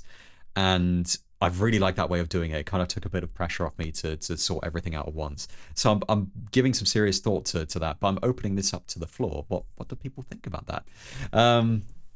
100-minute Christmas stream track. That sounds so hellish. So something else as well that you may have noticed on I keep talking about my Patreon page. If you like what I'm doing, please check out my Patreon page. It's a great way to support what I'm doing. But also, one of the tiers, which is the producer tier, gives you access to all of the stems from all of the live stream tracks that I've been doing, and I'll be including all the remixed stems in that as well. So if you can't open the project files, or you just want an individual channel, or you don't use Reason or anything like that, you don't need everything. You can use the audio. So I think kind of combined, I feel like it might be nice to combine the release with the actual Reason files. So anyone who has Reason 11 can open up the files. If they're missing anything, they can grab the audio. It'd be kind of a really nice thing to do. I'm still thinking about that. That's very much kind of new territory for me. It's not something I've done before, releasing the stems alongside an album release. But you know, I've already released the project files for these, so I feel like it's a hop, skip, and a jump away from just doing that. And it'd be really nice if people wanted to sort of play around with it and remix stuff. I would be well up for hearing whatever people wanted to do with it. I really like the idea of getting you guys involved if you wanted to do that. So yeah. So so that's Phoenix Sunrise, which was a really fun one to look at. So something else I thought was quite interesting was I still feel like so live stream sessions 1, I was vaguely considering the idea of reordering the tracks just to kind of help it to flow better. But the more I listened to the album kind of as it was, just written chronologically, the more I just really liked how it flowed, and I thought it was kind of nice. You listen to it from start to finish, and that is kind of how it was put together. So a similar sort of thought process to Nocturnal Transmission as well. Like there's a lot of kind of feeding between the two projects there that I didn't really realize was happening at the time. So yes, but the only kind of downside to that, I think, is the fact that the album starts with Quarantine, and I don't think it's a terrible track by any means. I just think it's so cliched. I really wish I hadn't called that Quarantine. But Quarantine and Isolated, you know, they're kind of, it makes sense given when they were written, and it's kind of like a nice diary of events. So you start off with these kind of two sort of quite sort of dark, moody tracks, and then I think something sort of flipped in my brain after that point, and I just realized I wanted to just write something fun. By the way, Isolated is probably one of my favorite tracks on the release, just because I love how that turned out, and having those awesome patches to start with was a huge help. But I think Kinesis and Ballistic are kind of where things turned around, and I just wanted to you could just rename Quarantine to Lockdown. Nobody will have used that name this year. I'm really glad I didn't get the trifecta in there. I'm glad I didn't go with Lockdown. You did give me more names to choose from. I just didn't. I thought Quarantine, that's an appropriate name. Yeah, little did I know. So Quarantine was an interesting one because that was like, I decided I wanted to try something different with the streaming format, and that was, in fact, I'm just going to open it up. That track was written without using any sequencer notes, I believe. It's actually been a while since I opened this up, so this will be interesting. So let's bring that over. Let's close Phoenix Sunrise so I don't have 10 documents open. So there's actually not really that much going on in this track. But yeah, no sequencer notes. It's just all automation, so I've bounced a few tracks again just so they're the same every time I listen to it. I think I ended up just grabbing the stems from the original track and just bringing those in. So I think I did kind of a similar thing with the whole approach to remixing. I think. Yeah, so there's an instance of Equivocate on the drums, but I don't think I've actually used any limiting on the drums, which is unlike me. Oh no, they're all going through to a drum bus here. So if I go to the kick and snare channels, there's probably some kind of limiting going on there. At least I thought there was. No, there's no limiting on the drums, which is interesting. I guess I'm using punctuate. There we go. So punctuate is kind of elevate's brother, but you can just use the transient shaper separately without any limiting. So I think that's just what I did. So EDM Android has said, any tips on starting tracks at fielding? So that's a really good question. Generally speaking, when I'm working on these live stream tracks, one of the key things is to pick your sounds and commit to them and just get something written. Sorry, I'm going to have to diverge. Tom has mentioned Quarantine. It was an old MS-DOS game. I know, I had a friend who had that, and I played it quite a bit. I remember there was a button you were basically a taxi in this post-apocalyptic city, and you could take fares, and if you didn't like the person you were giving a lift to, you could just press a button and they'd launch out your taxi in an ejector seat. And there was also another button you could press to just basically have the main character shout out, "Up yours!" as they were flying off, and it was incredible. I loved it. I remember very little else about the game. It was probably really crap, but the fact you could launch people into the air and flip them off was awesome. Starting tracks.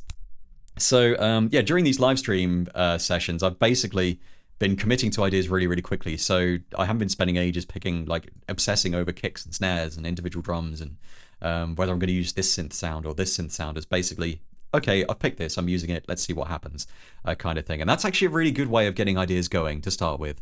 And also using other things like beat map is a wonderful way to kind of get percussive ideas going.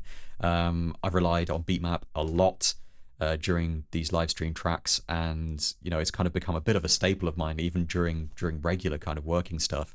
So even if I'm just using it to add hats and percussion, it's super useful. In fact, I've been working on a production tune the past couple of days, and I've just been using beat map a ton. So it's just a really, there's loads and loads of tools to get ideas going in Reason now, and I think it's kind of a case of you have to work out your own workflow tricks to getting things going. So in my instance, it's kind of a case of, if I'm struggling, let's get some drums going, let's get some bass going, let's not obsess over the sound too much, let's then maybe get some melodic ideas going. And I think it really helps if you have like a production library, you can draw from. So I have this patch library here, so I've got patches, you can check it out by device. So if I dip into the Europa folder, it's just a load of Europa patches, and lots of these were made by me. In fact, I think all of these are my patches, but because I made them, I know they're probably going to fit whatever I'm working on, because I wrote them. If they sound crap, that's kind of on me, really. So it's definitely worth taking some time to just curate a selection of sounds that you like. It don't have to be stuff that you've made. Even if you're just going through the factory sound bank and picking like patches that you particularly like and favoriting them and putting them in sort of a separate folder. It's not a particularly fun task to do, but it's so useful just to kind of get a nice palette of sounds you can draw from and not have to think too much about whether it's going to sound good or not. You can just, I know this is going to sound good, let's bring it in. And I think that was kind of a problem I had with my old sample archive. Is I had this ever since the early noughties. I've had a sample archive which is just this disparate collection of folders full of loads and loads of samples, and of massively varying quality. Like I used to just grab samples off of sort of computer music cover discs and that kind of thing, and wherever I could find them online. And I just ended up with this massive selection of samples that were all, like, a lot of them were terrible. There was some gold in there. But as a result of that, it just got really unwieldy, and I couldn't be bothered to go in there. So I wasn't using a lot of the stuff that I knew was good.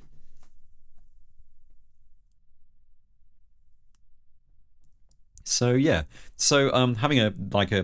decided to just archive all of those samples. I think I archived them a couple of years ago.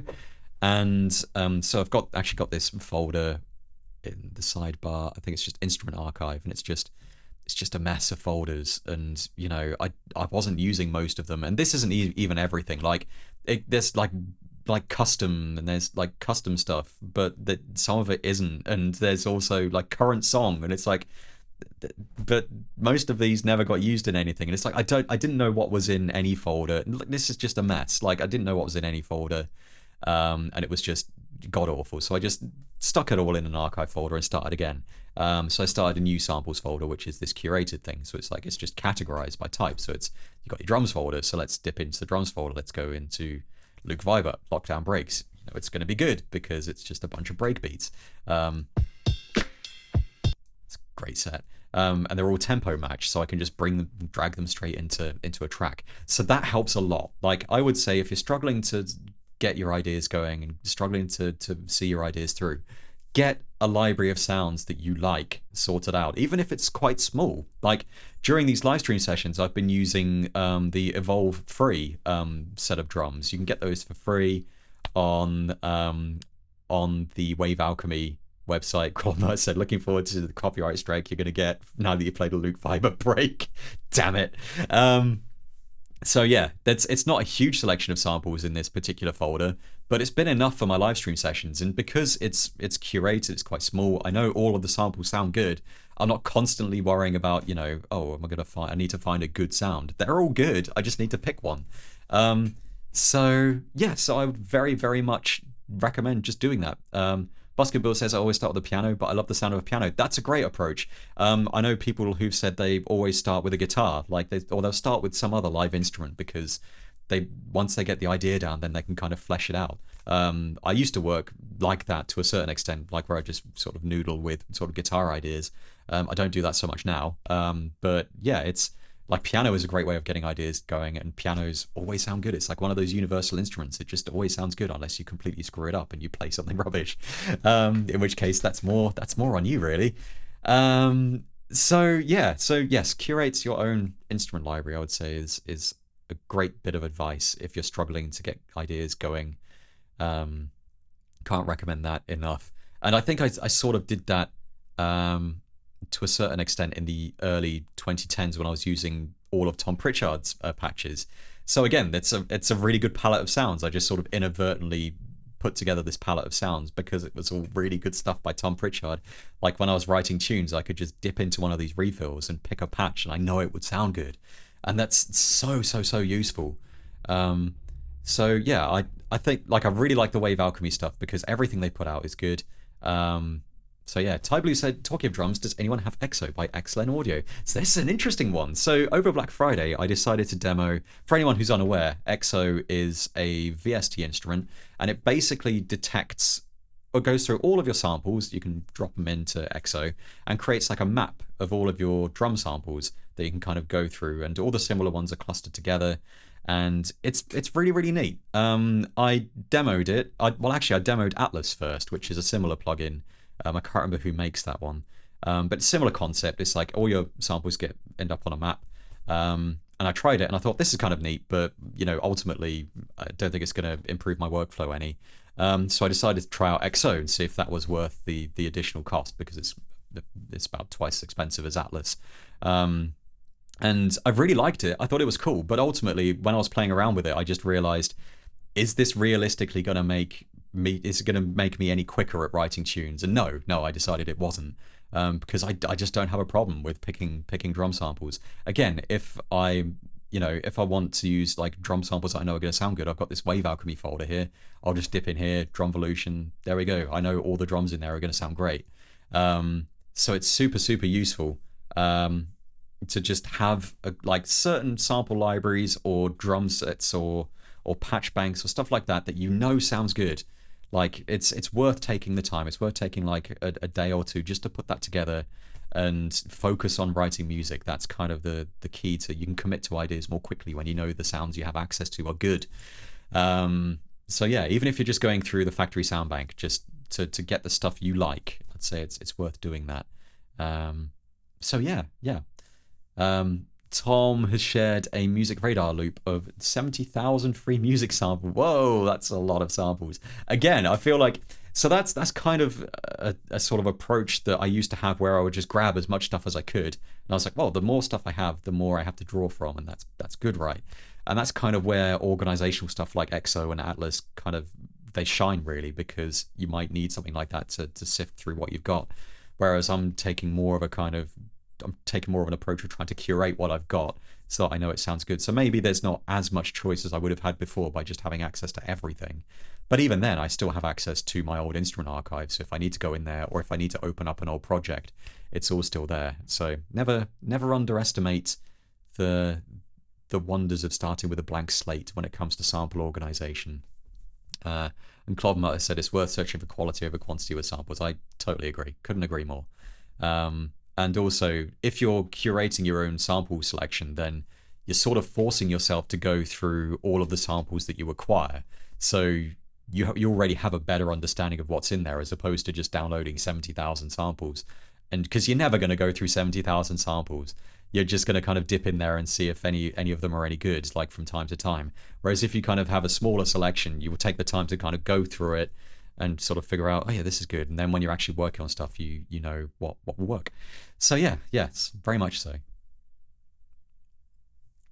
That was actually a really interesting tangent. I do love sort of workflow and organization, like the organizational element of before you get ideas going. I'd say in terms of getting ideas down, it's what you do before you actually start with a blank slate can have a lot to do with how quickly you can get stuff going. So yeah, get a kit you like, and get some samples you like, and just go from there. Really, just even if you're just getting like a little selection of like 20 or 30 drum hits, it's like that's good. That's a good place to start. Yeah, so very much quality over quantity, and I think that's true as well with patches. I feel like there's a lot of sort of patch banks being released. Like there's a constant turnover with patches and refills. And a lot of the time I just think, if you're releasing stuff that quickly, then is it really going to be that great? So, but anyway, that's a topic for another time. Yeah.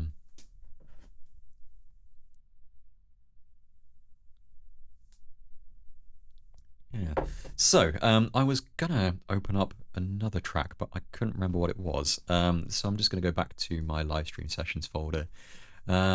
So yeah, I was going to open up Ballistic because I think that's going to be an interesting one to look at. So yeah, like I was saying, there's like something kind of, I think something flipped in my mind after the first couple of live stream tracks. I decided to kind of go back to sort of the early to mid noughties in terms of what I wanted to write. I think there might have been kind of an element of comfort of wanting to kind of put myself in the headspace of when I had far less responsibility and the world wasn't full of COVID. So I thought it'd be kind of neat to go back and sort of dabble in some genres I hadn't touched in a while. So this was breaks, whereas Kinesis was drum and bass. And I think when I eventually got around to writing jungle, that was very much a sort of similar thought process. So this is Kinesis, which is kind of a very sort of early noughties sort of breakbeaty kind of track.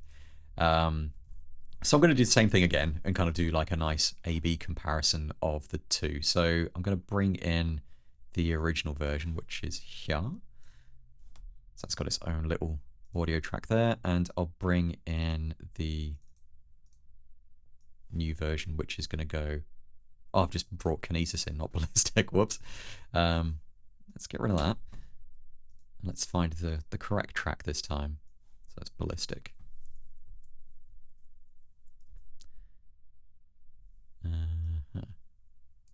Oh yeah, by the way, so yeah, I'm saying all this stuff like you should curate a sample selection, and are you ever going to go through all these samples and stuff? By all means, like do whatever works for you. Like at the end of the day, I'm just telling you what works for me. If you're having success with using a different approach, that's awesome. Like seriously, I still maintain that the key to kind of getting ideas down quickly is sort of having a bit of a methodical approach before you actually start writing. But it's not a lot of fun. I'm not going to lie. It's not a lot of fun to go through that process. I've described it as, it's a bit like being a kid and having to do all your chores before you can go out and play with your friends. It's like you don't want to do that, but you've got to do it, and you'll feel better once it's done. So yeah, I guess I'm kind of taking a very similar approach to with VSTs now as well. It's like I've got loads of VSTs. There's always the kind of temptation. You see like a nice, good VST plugin, but like ultimately, I just ask myself now, do I really need it? Like, am I actually going to use this? Is it going to bring anything new to my arsenal that I don't already have? And generally, the answer is no. So yeah, it's interesting. It's It's interesting. So I'm going to play the original version of Kinesis first, and then I'm gonna do the whole A/B thing again. So here we go. Here's Ballistic.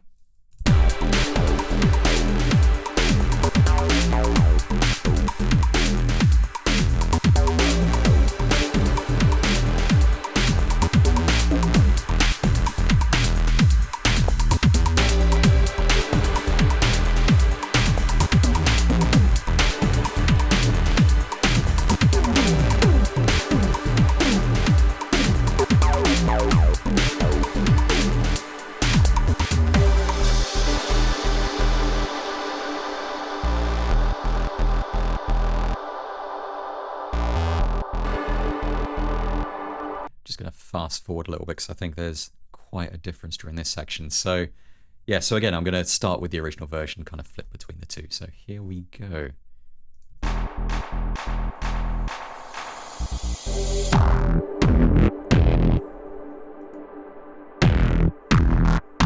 Oh, actually, they sound quite similar.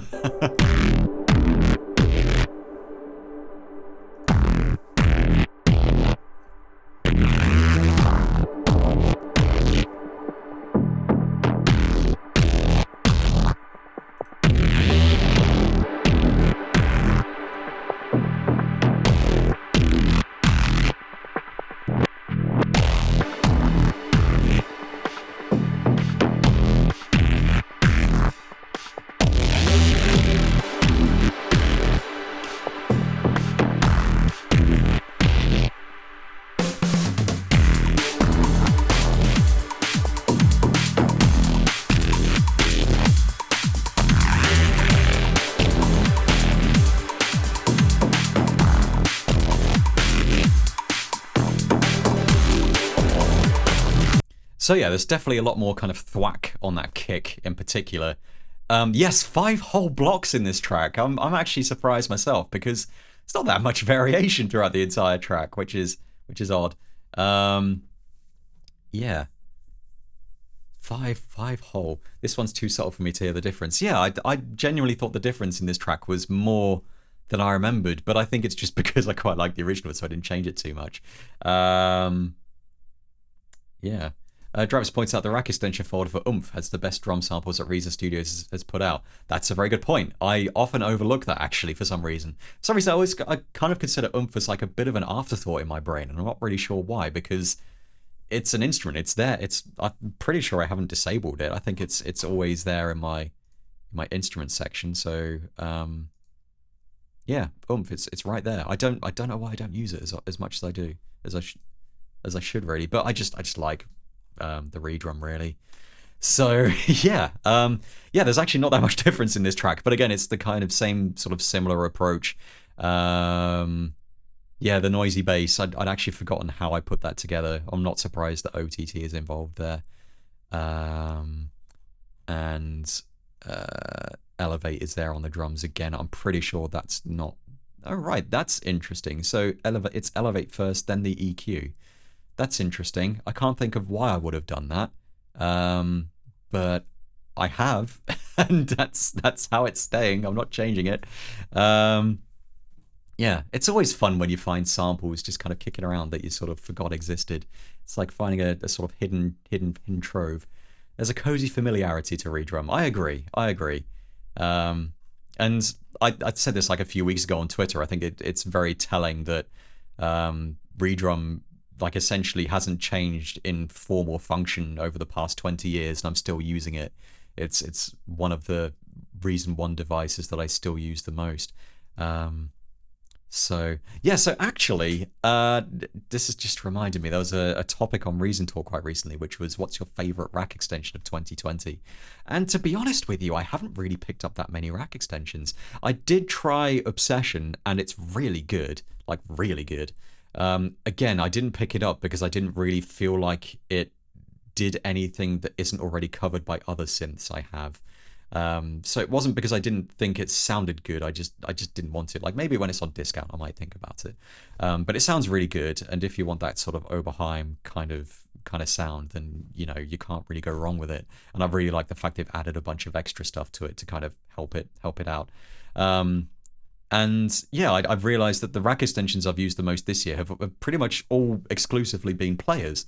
So Beatmap is the obvious one. I use that on everything now. That is by far and away my favorite rack extension that I've used this year.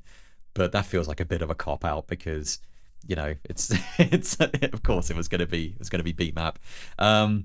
And then Evolution is fantastic for just getting ideas going. I haven't used it anywhere near as much as Beatmap, but it's a really, really good rack extension. And yeah, I'd say those are my two picks for rack extensions this year, really. I haven't really tried that many others. I really like what Experimental Sounds is doing. Like, I love the look of their stuff, and I need to try more of them out, really, because they've been releasing a lot of rack extensions, and they generally seem of very high quality. Yeah. So Monkey Plus Plus has raised a good point. I keep going back to Redrum because I always process each sample in its own track, then bust them via the oomph approach, versus the oomph approach, rather. And it's interesting that you say that because I kind of do that, but sort of within the confines of the insert section of one particular mix channel.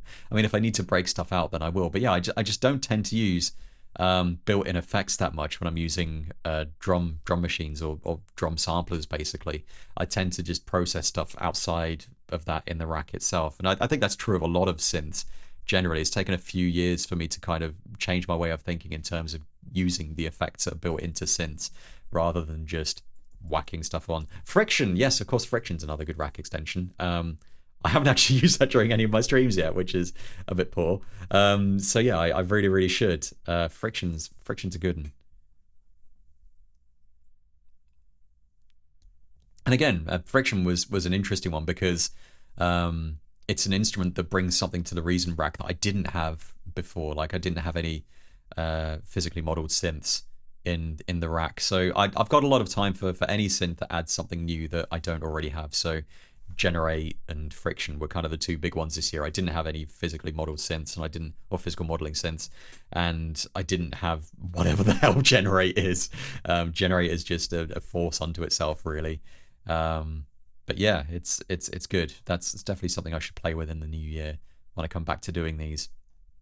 So yeah, that was a bit of a letdown with Ballistic. That's pretty much the same as it was when I wrote it. But I guess sometimes things just work out the way you want them to, and I was happy with how that turned out originally. There's no point in reinventing the wheel for the sake of it. I think there's not really that many elements in this track. He says, seeing loads, but it's mostly loops and a couple of bass channels. Like there's like 5 loop channels, which is excessive even for me. Oh my, I didn't mean to play everything at once. Let's solo those loops. I just want to play them all at once.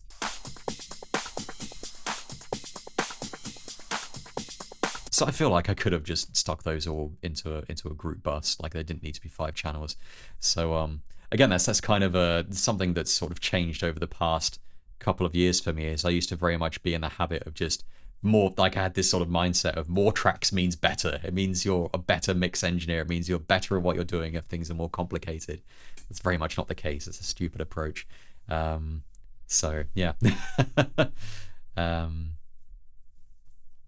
So yeah, drum synths is actually something I've been interested in for a little while. So I had a Mac only drum synth when I was in the land of Mac OS.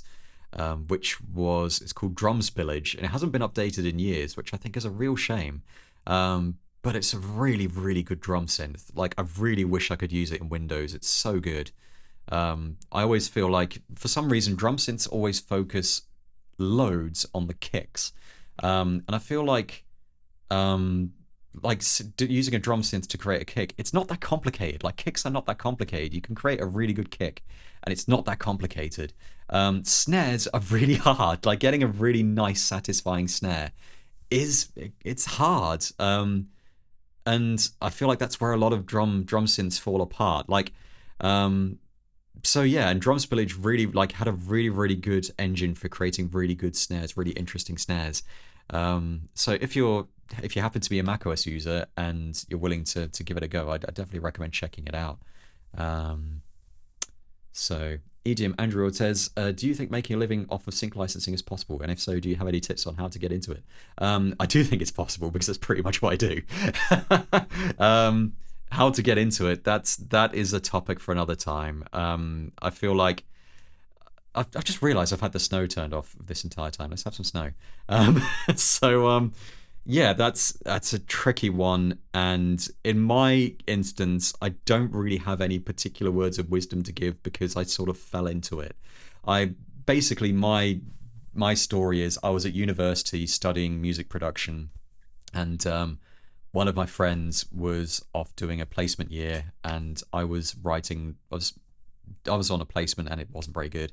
But I was writing a lot of music and doing lots of patch design. It was around the time I started working with Nuclear Sound Lab. And I was just basically churning out loads of music, and I didn't really have anything to do with it. Well, I didn't have anything to do with the tunes I was writing. So my friend, he'd been working with a sort of a music library near where he was working, and he said, you should send them some of your stuff. So I did, and they really liked it, and they sort of brought it into their library. So yeah, I wrote tons and tons of music, and because I wasn't dependent on music for my income at the time, I was at university, so I was in full-time education. I didn't need to be writing music to make a living. Basically, I'd sort of had a few odd jobs, and but focusing mainly on full-time education. So that worked out really nicely because by the time I finished my university degree, I already had loads of music with a bunch of libraries, and it was just starting to really kind of tick over and generate income for me, and the patch design stuff was starting to pick up. So it was just very fortuitous timing in my instance. I think the kind of main thing to say if you want to get into sync licensing or anything music related is don't get into it because you want to make lots of money, because you're not going to make lots of money from music. That's just not how it works. You've got to do it because you love doing it. I love doing it, and like I said, I just happened to be in a good place where by the time I finished university, I had stuff that was earning me money. And then the year after I finished university, I was working in town doing something completely non-music related, and I had a really good placement through another agency, which gave me a bit of a buffer. And at that time, I sort of thought, well, I'm going to try and make a go of it doing music full time. If it doesn't work out, I've got sort of an emergency fund. I've got a safety net in case things don't work out. So yeah, that's the approach to take. Be safe. If you have any kind of financial responsibilities, then don't drop everything and get into music. God, don't do that. That's a really bad idea. Just be sensible and do it because you love doing it. And if you do it because you love doing it and you keep writing music, then you're already in a good place. Having lots and lots of music to hand and ready, if you're ready with lots of music to do something with it, then that's a really good place to be. So yeah, Clovermut has said you need to write tons and tons of music across a wide range of styles, and if you get library placements, it will take a few years for them to start paying out. There we go. Pretty much. Yep, that's pretty much it. So the nature of things in this country in particular is so I get quarterly PRS statements, which is basically royalty statements. And generally speaking, it's very speculative. I won't see anything on those placements until like a year after they've actually been placed. So I've written production albums that came out like a year or two ago, and I haven't seen anything off the back end of those yet. But they've probably been placed. I just haven't actually got the money yet. So yeah, it's a funny business. So yeah, definitely don't just launch into it and sort of think it's going to work, because it's not how it works. Yeah, sorry, it's an interesting tangent there. But yeah, I'm happy to kind of hold my hands up and say I just kind of got lucky in terms of where sort of I happened to know someone who was in a position to sort of give me a recommendation, and I had the time to work on stuff and just pump out loads of music. So yeah. So I'm just watching all of this stuff in the chat, and I've just ignored loads of stuff. Travis says you need to start building relationships with music supervisors too, so that you can get briefs and have a more direct shot of placement. Yep, that's always good as well. I originally started off like I did a lot of spec stuff, which I'm not massively into now, working to spec, which is basically where they'll put a call out and say, hey, we need this track for this use and we need it in a couple of days. Whoever's track we pick is going to get paid, kind of thing. And I did quite a few of those, and I had a bit of luck back in the day. I don't tend to do it now because it's like a lot of the time it's a gigantic waste of time. And especially now the competition is so fierce. It's such a saturated environment that it's very hard to get noticed in that regard. You are better off having direct contact with people who'll say, "I want this. Can you do it?" And you can say yes if you pay me. And that's a nice relationship. That's the kind of relationship I like. None of this, oh, we'll ask a bunch of you to do this, and if we deign to pick one of your tunes, we'll pay you. It's very speculative, and I'm not super into that. It just kind of, I just feel like it doesn't really treat your time as being valuable. And I think my time's pretty valuable, damn it. So, so anyway, cool. So I'm gonna dip into another track. I think I might dip into one or two more tracks now. If there's anyone, if there's any tracks that you'd like me to look into, by the way, then please let me know. I'm just kind of going through them randomly at the moment. So what's another interesting one? I did quite like Inhale, and that's definitely got it's definitely got the bird. Yeah, Dumb Luck does play a lot in this kind of stuff. Like, again, like I said, it was just very lucky that I had a friend who was doing a work placement near someone who happened to need music for their library, and said, "Oh, you'd be a good fit." So I sent my music off, and it was a good fit, thankfully. And we have a really good relationship in terms of what we're doing. EDM Android says, "If you still have it, I'd love to see your project for a call to action." That's interesting. I might open that up. I think that'd be quite interesting. I'm just gonna play a little bit of Inhale first because, well, actually, I just want to kind of get to the birdies really. So here we go.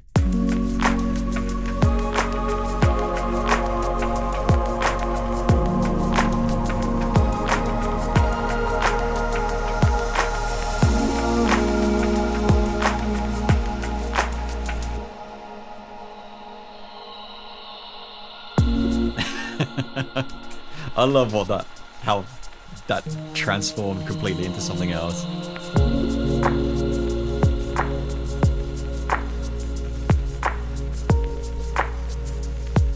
The bird riser.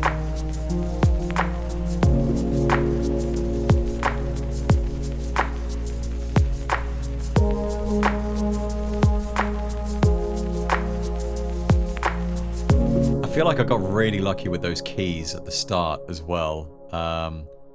Just because that was just recorded quickly. It's like I was like, hey, I want to get an idea going, but I just didn't really.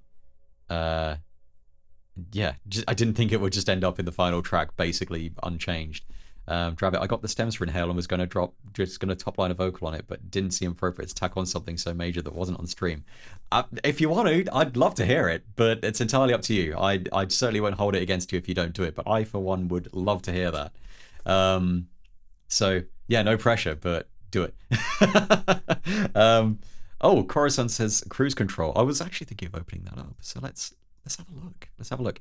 So have a look at this, and then I might open up a call to action. But it's been many, many, many years since I opened up a call to action. Like, I wrote that in 2014, so it's been a long time. So let's just play a bit of this. So yeah, let's get the original audio for Cruise Control in here. That's a really cool title, by the way. I think that's great. I can't remember who actually came up with that. So, Cruise Control, and where's the... Sorry, I'm just looking for something else. So, where is it? This is...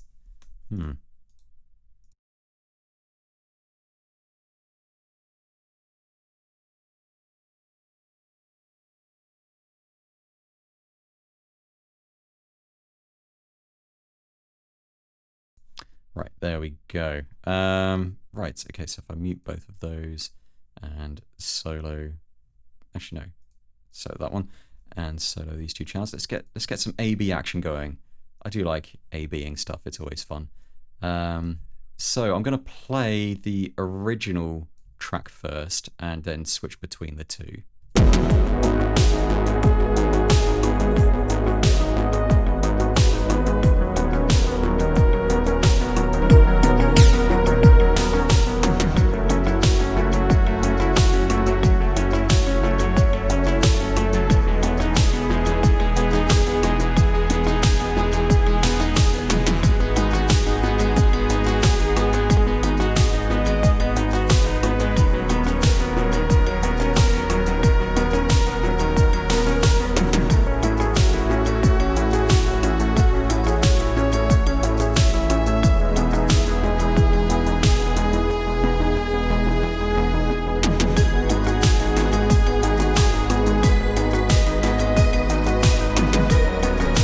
So again, it's another one where I don't really think I changed too much in terms of the actual mix. I think I just kind of applied a similar approach to the drums. I think basically the further I got into the live stream tracks, I think with the first few tracks in particular, say up to sort of Phoenix Sunrise and Inhale, I was very much still finding my feet a bit. And I think that sort of from that point onwards, I realized there were certain things that kind of worked a bit better in stream while wearing headphones that would kind of translate a bit better. Interestingly, I've noticed Disperser is here, and I've realized I haven't really used Disperser a whole lot in any of the newer stuff that I've been doing. So yeah, I don't really know why I haven't been using that as much. So I'm not entirely sure what the deal is with that. But yeah, so it's a very similar approach. So it's kind of just tweaking levels a bit and adding an elevate to the drums and just kind of going from here basically. So Thomas said, yeah, I've got problems with songs from Adam because of missing rack extensions or VSTs. It's hard for me to remix. Yeah, so I mean, it's like I said, I've been sharing the stems on Patreon as I go. I also shared all of the stems for Santa's Coming because I was like, I can't ask people to be a supporter on Patreon for that. I felt like that needs its own space. Let's just keep that there. Yeah. So I'm actually kind of curious to open up a call to action and just kind of just see where it goes. So I'm actually going to turn off my display for a second because I'm going to dip into my archive folder and there might be stuff in here that I'm not ready to share yet. So a call to action. I'll be interested to see if this opens. I doubt it. I think it's probably missing rack extensions, but I'm going to try opening it anyway. I haven't looked at this in years. So line 6 amps will be removed. Oh, yes. Okay, so that's a problem. So this was written using reason 6 or reason 7. So I don't have access to the line 6 amps. Sorry, I've missed a lot of the streams today due to family. Would you be able to show distant activity? That would be interesting. Nasal riser. Lovely. Oh, there's a bunch of stuff missing. Yeah, I'm not finding all of this. It's going to take me ages. I know where that... this isn't so good. But yeah, basically, this is my tune at Call to Action, and it's... I'm just going to play a bit, see what it sounds like. I'm also going to... What is going on here? Why do I have 2 limiters? What's with this crazy mastering chain? What's weird about this is that I definitely mastered this in Studio One. So I'm just gonna bring that right back. That's better. So for anyone unaware, this isn't a track that I wrote on stream. This is a track that I wrote back in 2014, called A Call to Action. It was released on an album called Pieces, which was a bit of a segue for me. Well, it was a bit of a sidestep for me because I just released an album on a label. The album was called Icarus, and I didn't have a particularly great experience with that. I didn't have a great time with that.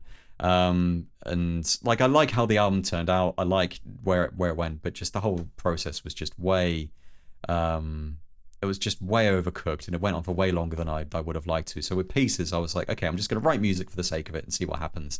So it was more of a compilation of production tunes that never got used, essentially.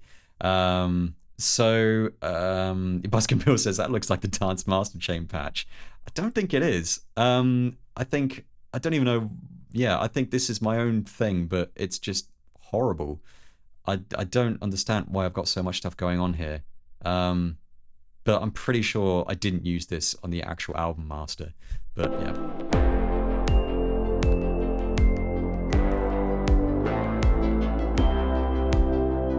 So yeah, this was written in the early days of rack extensions, really.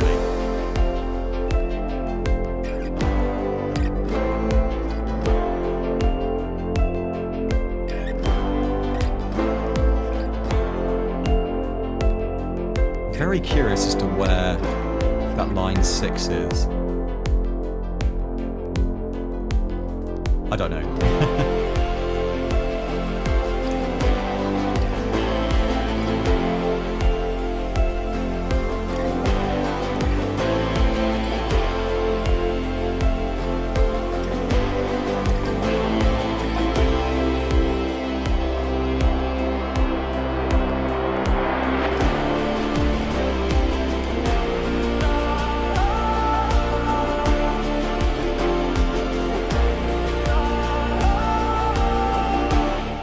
So interestingly, there's a whole acoustic kit that's missing because I couldn't find the samples when I opened the track. So it's missing half the drums. All of the drums that are just there is, all the drums that are there are all Tom Pritchard sound design stuff. So I've got this Tom drum combinator, which I think I used to use all the time. I just had each individual Thor mapped to a particular key on the keyboard via the combinator. I just play it like a kit like that. So that was really interesting. Top Tunage has asked, will the Line 6 have been replaced due to not being removed, I think, after 5 or 6? Yeah, the Line 6 devices were removed after Reason 7. So I always keep Reason 7 installed just in case I need it, but I can't be bothered to fire it up now. And I can't actually find where that Line 6 device is. I couldn't even hear it. I think it might be this instance of shreddage. Yeah, it's replaced one of the cabs here. I don't think it's not even in use, so that's the Line 6 that was replaced. So, also had an interesting question from Tom, who said, Adam, you've been using Vermilion very often, but it seems you don't use it anymore. What replaced it in your workflow? So, yeah, I still really like Cream and Vermilion. They're both Kawasa amps. They're both really, really good. But I tend to use nowadays, I tend to use mostly Joey Sturgis Tones plugins. So I own Ben Bruce, Menace, and Misha Mansour. Ben Bruce and Menace are both good for kind of crunchy, heavy stuff. Misha Mansour is just great for pretty much everything. I feel like at this point I'm good for guitar amps. But Vermilion, I still use Vermilion quite a bit for clean guitar parts. The Toneforge stuff I tend to use for either crunchier or heavy guitars. But yeah, Vermilion still gets some love, and I do still like Cream. That's a really good guitar plugin. So yeah, the Tombinator. Sorry, I just saw that from Clovermut. The drum combinator, the Tombinator. Yes, this got a lot of use on pieces and subsequent albums. It's a really, really useful thing, and you can get all of these patches now if you grab the Tom Pritchard sound design refills. Highly recommend doing it. A lot of the sound of this album came from those refills. In fact, that's the Tom drum combinator. Wow, that aged well. There's a combinator patch. It's one of the ones I made for Hyperdrive, which is a Nuclear Sound Lab refill, which uses Parsec, which I don't use nearly enough nowadays. It's called Tear and Rip. I think that was before Doom 2016 came out, so that's before Rip and Tear became a more widespread meme. Yeah, you'll also notice that most of these devices don't have proper names. The mix channels are all a misorganized mess. It's just, yeah, so you can see here, it's just, I went nuts with the tracks. Like, I would be much more careful in terms of organizing stuff nowadays. But, you know, I like how the album turned out, and I really like it. Was nice when Reason 7 came out. This was in fact, yeah, this was written using Reason 6.5 because this was used in the promo video for Reason 7, which was nice. It was nice when Brian got in touch and said, hey, do you have anything I could use for the promo video? And I was like, well, I'm just about to release an album. Check this out. So yeah, that was very fortuitous. So if you go to YouTube and you check out the Reason 7 reveal video, it's still this track, which is nice. So I'll do one more track. There's nothing to do. I feel like this 2020 retrospective has just become a let's dip into some stuff and talk about it session, which is fine. I'm okay with that. I'm just gonna turn this off again so I can dip into my archive and not worry about all the seedy stuff I've got hiding in here. So Oh yeah, I'm gonna have to go into my legacy folder. So for anyone unaware, Distant Activity was the name of my first solo artist album, which I released in 2008. So this is gonna be a blast from the past for me. So again, I'm not sure if everything's gonna open. So this was written using Reason 4. So that means there weren't any audio tracks or anything like that. So yeah, doing stuff like vocals was interesting. It's going to be interesting to see if this actually works at all. So I'm going to turn that back on. You can see that. Oh wow, it opened. Brilliant.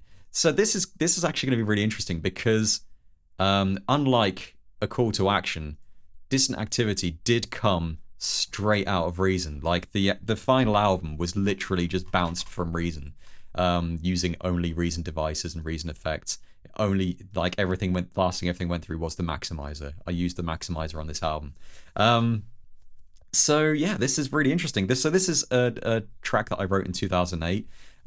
It's all in a single column because you could only have one column in Reason at the time, and yeah, there weren't audio tracks, so doing things like vocals was tricky. I actually ended up using Recycle. I'd record them using something. I think I used.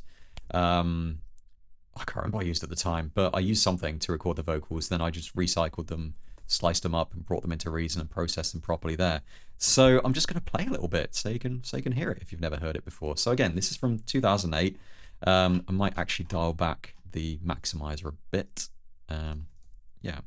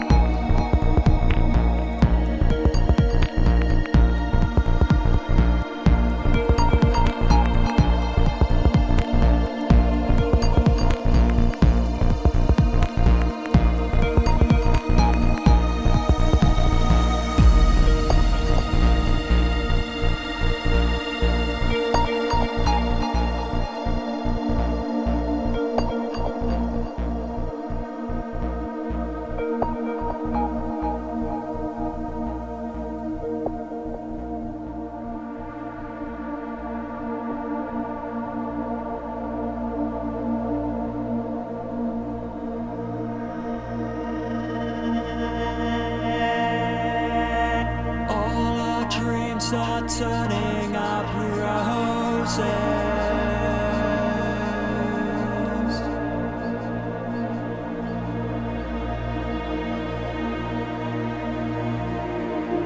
A busy night again.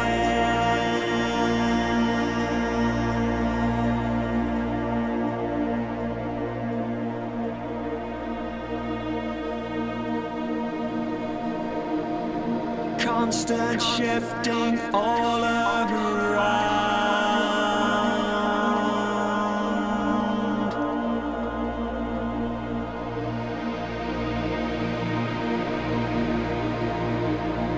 Pulsing to the collective rhythm.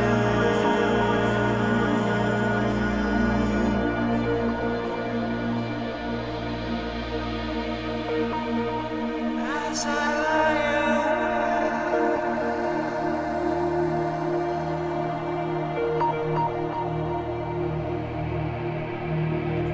So there we go. I'm not going to play the entire track because it's quite lengthy. But if you want to listen to it, it's on Spotify and everywhere, and you can get it on my Bandcamp page and whatever. So yeah, it's quite interesting to dip back into. So this was all Reason for stock devices because I couldn't use rack extensions; they weren't a thing. So I used a combinator as a de-esser. I believe I've got a funny feeling Selig might have made that actually, because I think someone mentioned it on Reason Talk quite recently. Because Selig has his own de-esser rack extension, which is way better than this. But this was great at the time. Like it was very, very useful. So I'm just catching up on the chat. Ty Blue says, sounds a bit wrong that. I'm not entirely sure what you're referring to there. Unless you mean the track. If the track sounds wrong, I mean, I feel like you're about 12 years too late there.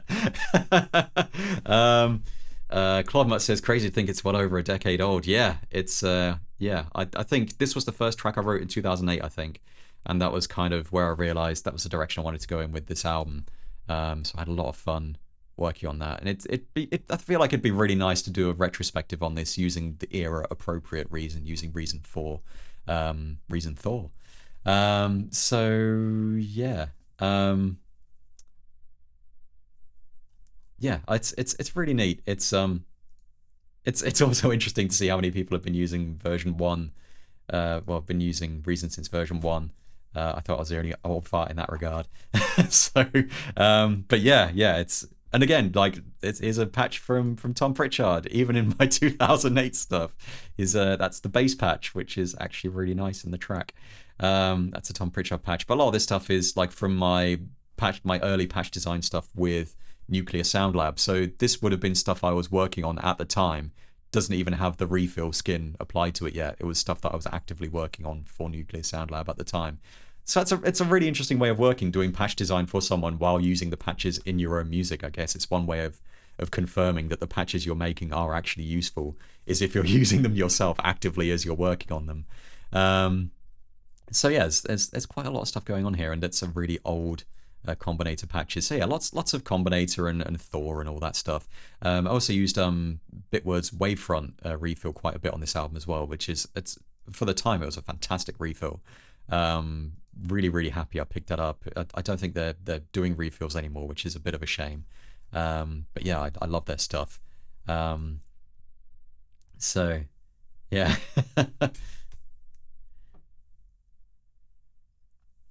But yeah, it's a nice little time capsule. That I feel like if we're in the distant activity folder, I think this will probably be the last tune I look at today. But there's one track in particular I want to look at because it's always an interesting one. So I'm just going to turn it off so I can have a look in my archive.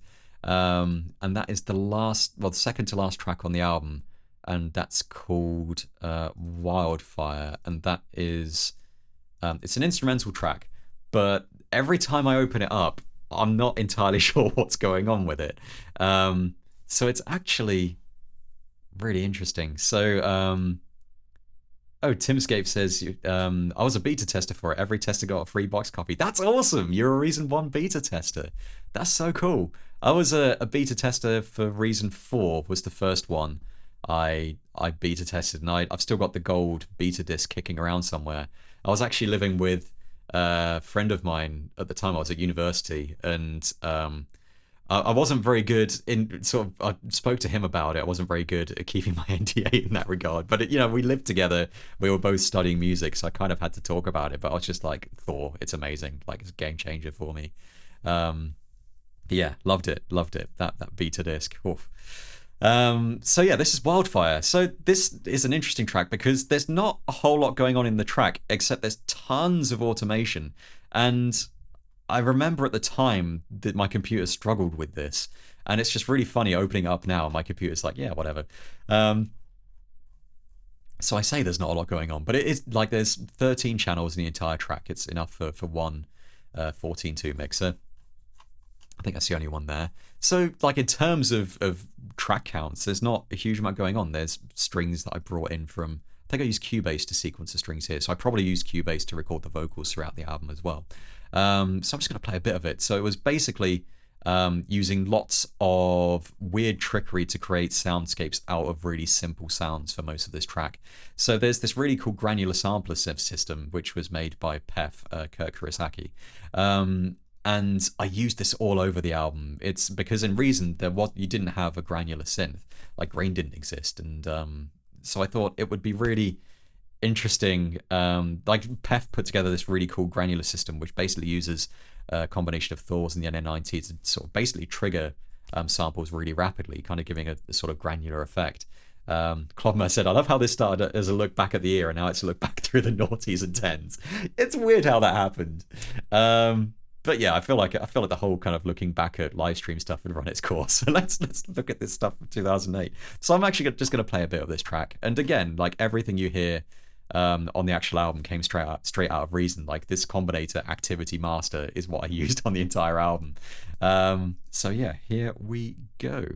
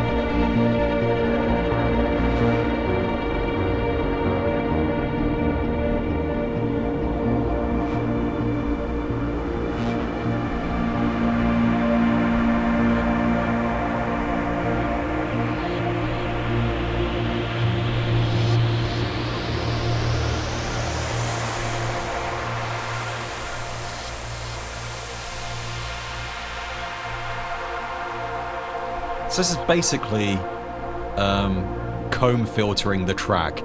Everything is comb filtered. I used a lot of Thors to process audio, which is still a perfectly valid approach to processing audio, and using Thor as an effect is great.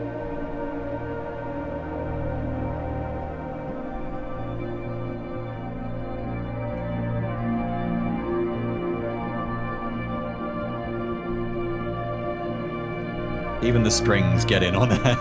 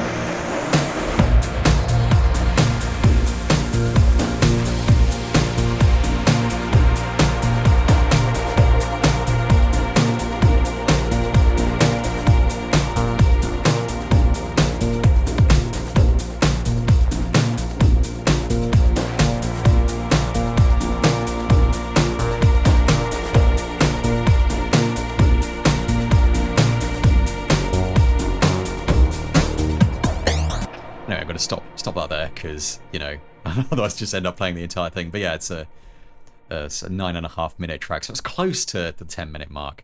But yeah, I remember it was really funny. I remember distinctly working on that track at the time, and I really wasn't. I will get to the chat in a second, by the way. I really wasn't super into it. Like, I got to a certain point in the track, and I was like, where do I go from here? I'm not even sure if I like this track. So I actually sent it over to Tom Pritchard, who, again, several of his patches are in this track, I've noticed. I'm sure I saw one earlier. I know there's at least one which is really satisfying that comes earlier in the track, grime bass. I sent it to him, and he was like, yeah, you need to finish this. Like, what's wrong with you? You should finish it. So I did, and I'm glad he kind of gave me the boot I needed to actually sort it out. So yes, people are asking me what my favorite stream of this year was, and that's a bloody hard question. I mean, I say bloody hard, that the obvious answer is last week. Like, I haven't laughed that hard in a long time. X-Max Core was just something else. But apart from that, I can't really say what my favorite stream was, but I guess if I had to pick a favorite track, I don't know. I really don't know. I don't know. I'd have to think about that. Like, I feel like there's been quite a nice spread of variety in terms of kind of the genre of tracks written during the streams, which is good, because otherwise I would have got bored of it by now. But I've really, really liked Facing Giants. It was lovely to work on Jungle, and that kind of gave me a nice push back into doing tracker stuff as well. Pulling the Thread, Monkey Plus Plus has said, was a banger, and I really like that track. I think that would work as a really nice track to finish the second live stream sessions. Like, I feel like I don't want to mess with the order of the tracks too much, but I feel like that's a really good ending track, unless I come up with one that works better as an ending. I might use that, because I think it's really good for that. But I was kind of lucky in terms of the first set of tracks ending with Midnight Circuits, which I think is a great last track, has good last track vibes. So yeah. Oh, that's really lovely. Sorry, just seeing the comments in the stream. Thanks for doing these streams. It's been a welcome lift to look forward to each week amid some tough times. Adam, hands down, you really teach us very much. Thanks for your streams. Very much appreciated. Really appreciate that. And thanks for tuning in time after time and watching me waffle and make noise and god awful music last week. I still say we should all make X-Max Core, but you can only make it in December, and your track must be finished before Christmas dinner for the whole family to listen to over dinner. So yeah, this year Christmas is going to be a bit weird this year. If you're in the UK, I'm sure everyone knows how it works. We basically have 5 days over Christmas with which to spend with up to 2 other bubbled families, I believe. So basically 3 families can get together. That's about it. And there's a limit to the number of people. Basically, long story short, I am spending Christmas with four. There's gonna be 4 people total for me this Christmas, which is gonna be quite unusual. So yeah, if I might have to bring Santa's Coming and just we can all just get drunk, just listen to that. The shift drag tip has saved me so much time. It's really such a good feature. I feel like that needs to be brought front and center. Again, if you've never seen the shift drag tip, I feel like I need to mention it just in case anyone's watching who hasn't seen it. So in Reason, if I create a combinator, I'm going to create a combinator and create a line mixer channel. So I'll create an instance of let's create an instance of Poly6. It's been a while. And say I want that Poly6 to go through an echo, and then I want it to go through cassette. And then I'm playing around with it, and I decide, oh no, actually I want it to go through cassette first and then the echo. I want to switch those 2 round. So normally you'd kind of drag it up there, flip the tab, and kind of re-cable everything manually. And it's like, okay, so I'm just recabling it so it's the correct way round, because it doesn't change the order of the cabling, it just changes where things are. There we go, that's done, that's recabled. But so another way of doing that is by holding shift. So what I did, actually let's undo that. So now we've got Poly6 going into cassette, going into the echo.